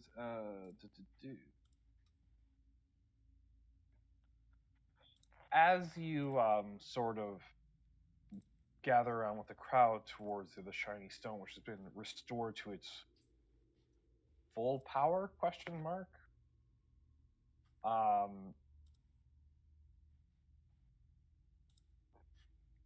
I need all of you to roll me perception real quick, please, while we finish this off. And Natural 20. Someone gets above. I was going to say, hopefully someone gets above a 20. Honey. I get a 5. Excellent. So if you rolled above a 20, maybe you hear a soft chuckle. Maybe you see a strange woman, a human, in fact, standing in a doorway, just sort of in the periphery of your vision. And as you sort of look, it's almost hard to stare directly at her. She has long, dark hair, and her eyes are completely black. There's no white in there. And she's wearing nothing but black robes that sort of almost sink her into the shadows of the doorway in which she stands. That's not creepy at all. You can't get the feeling that things might have been better before all this, you can't quite shake the feeling that maybe the Lich wasn't so bad. You're not quite sure anymore. But Yeah, anyways, demon-eyed ladies are never good. I think that might just wrap us up here for tonight. Ooh. Whew, that was Good something. job, everyone. That was a good job. Aye. Yeah. Thank you for running. You Oh, made yeah. it. You survived. Yes. I was being quite mean with you this time. I was Yes. definitely having some fun with monsters I haven't played with before, and I'm like as much as I this was aiming for a TPK for sure. Oh my It could have gone gosh, yeah. so bad. It could have really gone bad. I really wanted to throw that Dracolich at you. But I was like, the Dracolich on top of the dragon bone constructs. I'll wait till next year when y'all are level 16 or whatever. Then maybe you can handle it. Anyways, that was great. Yes. I I'm just glad we just made feel it. like this is like Indiana Jones. This would have been way Mhm. better if we would have done nothing. Don't worry, Dr. Jones. We have our top men on it. Top men. I was waiting for that. Anyways, Hey, we just hit 1,500. did we Yes! just? We Yes! just Yeah! we made it. Yes. Thank you. Thank you, everyone who came by and watched. Thank you, everybody who donated so much. I am so incredibly happy that we made $1,500.69, Lamau. Nice. Nice. For Extra Nice. Life. This is all benefiting our local children's hospital charities. This is money for a great cause, and if you donated, thank you so much. I had an absolute blast here with this team. I had an absolute blast with my crew here, my cast. So we're going to go around in a counterclockwise order for our outros. Tell us who you are, tell us where you can find you and what you're up to, and anything else that comes to mind. And we're going to start to reverse of our original order, and we're going to start with Anna. Oh, hey, that's me. I forgot what order we went in originally. I'm Anna, aka Archibald Does Funny, most places on the internet, queer and trans advocate, museum worker, and TTRPG streamer. If any of that sounds interesting, you can find me on Twitter at Archibald Does Fun. Yeah, I stream a lot of places. Monday night, you can find me on Weave the Tale at 8:30 p.m. Eastern, playing Alien Paradiso Lost with all that sci-fi horror goodness. Tuesday nights, you can find me on Black Feather Guild at 8 p.m. Eastern, playing Dragon Age. It's a two-party system, Tuesdays and Fridays, that will eventually come together as one. And Sundays, you can find me either on Gona_Hawking's Twitch channel at 1:30 p.m. Eastern, playing D&D in a world of 1930s technology. My character's going through a rough time, had a very traumatic session earlier today, so it's definitely a series worth checking out. Or you can find me on Guild of the Phoenix at 8 p.m. Eastern, playing Cyberpunk Red. If podcasts are more your thing, tomorrow is the premiere of Response Team Omnicron, a Lancer actual play podcast playing through the No Room for Wallflower adventure path. It's a great cast. We've recorded a few sessions now, and it's a lot of fun. You should definitely check it out. You can find that tomorrow anywhere you get your podcasts. And that is all I have. Excellent. Thank you so much. And we have Viv. Hi, I'm Viv or Vivacia. You can find me on Twitch as Vivacia, where I am trying to get back into streaming. However, you can find me on the Bird app as Miss Vivacia, MRS Vivacia, all over Discord, especially in Val's Discord as Vivacia. On Monday nights at 7 p.m. Eastern, I am on Wiley Hobbit's channel, where we're playing some D&D 5e, where I'm playing a still kind of naive artificer Azamar who really doesn't know much about being an Azamar. And on Wednesdays, I'm on Mr. Hooper's channel, where we're playing Ultramodern 5, where I am the Chaos Child with the big guns, which, you know, that's always fun. right now that's it until, well, maybe next year we're coming back with another season of Emberwind on Val's channel, but we don't know yet. So hopefully we'll come back for a third season of Emberwind next year. And that's about it right now. Thank you so much. And Hope. Hi guys, I'm Hope. I am a tattooer, so I don't have much time to stream anymore, but my husband is a streamer. He's Legend of Tim MFG. He's wonderful and he is just my best friend in the whole world, and he's supported me so much in my tattoo career, so I want to support him in his streamer career. So that's all I got for you, and thank you guys for letting me join you tonight. It's been a real pleasure. Y'all are a real fun crowd. And so glad much. we could raise up so much money for this awesome charity. Yes. Awesome. Thank you. And Archangelic. Hi, I'm Archangelic. Basically, on any platform you can find me, you'll find me by that name. I don't do any streaming. I occasionally release my homebrew content on my Twitter. So if you want to check that out, I don't have anything there, but I'm working on a solar punk setting for high fantasy games like Pathfinder and D&D. Yeah, that's about it for me. I show up every November for Extra Life, and that's about it. So. Well, thank you for showing up to this stream. I appreciate that. And lastly, we have Tog DM. All right, so you can find me on Twitch at TogDM, which stands for Totally Online Game Group, which I am the Dungeon Master for, hence TogDM. Where we do every Wednesday night at 7 p.m. Eastern, we do a D&D 5th Edition live stream where we use Tailspire for maps and combat.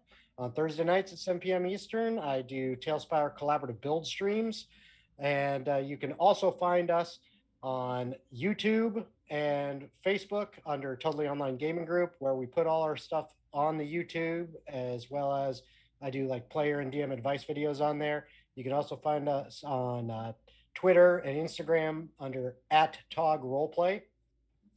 And currently, one of the big things we're working on is we've got a website that I've been helping to develop coming out in just a couple months. That's think Airbnb, except for booking a professional DM to come and run games for you. That's happening. And in June, the weekend of June 16th, here in Orlando, Florida, I'm also part of a group that is putting together a RPG convention here, going to be called CritCon. So if you're in the Orlando area this summer, come down and check that out as well. Excellent. And lastly, thank you all for joining us. I am Slowpool. I have been the GM for this. I don't really stream much anymore. I like to try and appear on Val's channel as much as I can. Sometimes I am on affiliate channels like Weave the Tail or anywhere I can really get time to play at. I work in the food service industry, so much like Hope, I don't have a lot of time to stream. I'm the Storm Master. Hey. Well, you know, it's because it's normally early on Saturdays when we play Emberwind. So Yeah. so it's early in the morning, and there's I work Slowpool in the back. Yes, this is true. That so- was very inaccurate. It was far too quiet. Far too quiet. I am not trying just to wake rev up the child. chainsaw, and that's closer to what I sound like. Anyways, thank you all so much for coming out and supporting us tonight, for supporting our charity, just hanging out with us. Thank you so much for that. Please don't go anywhere, because we are about to go and raid Penny for a Tale, who it's a great network. Check them out. Anyways, thank you so much for coming, and we're gonna head out. So goodbye now.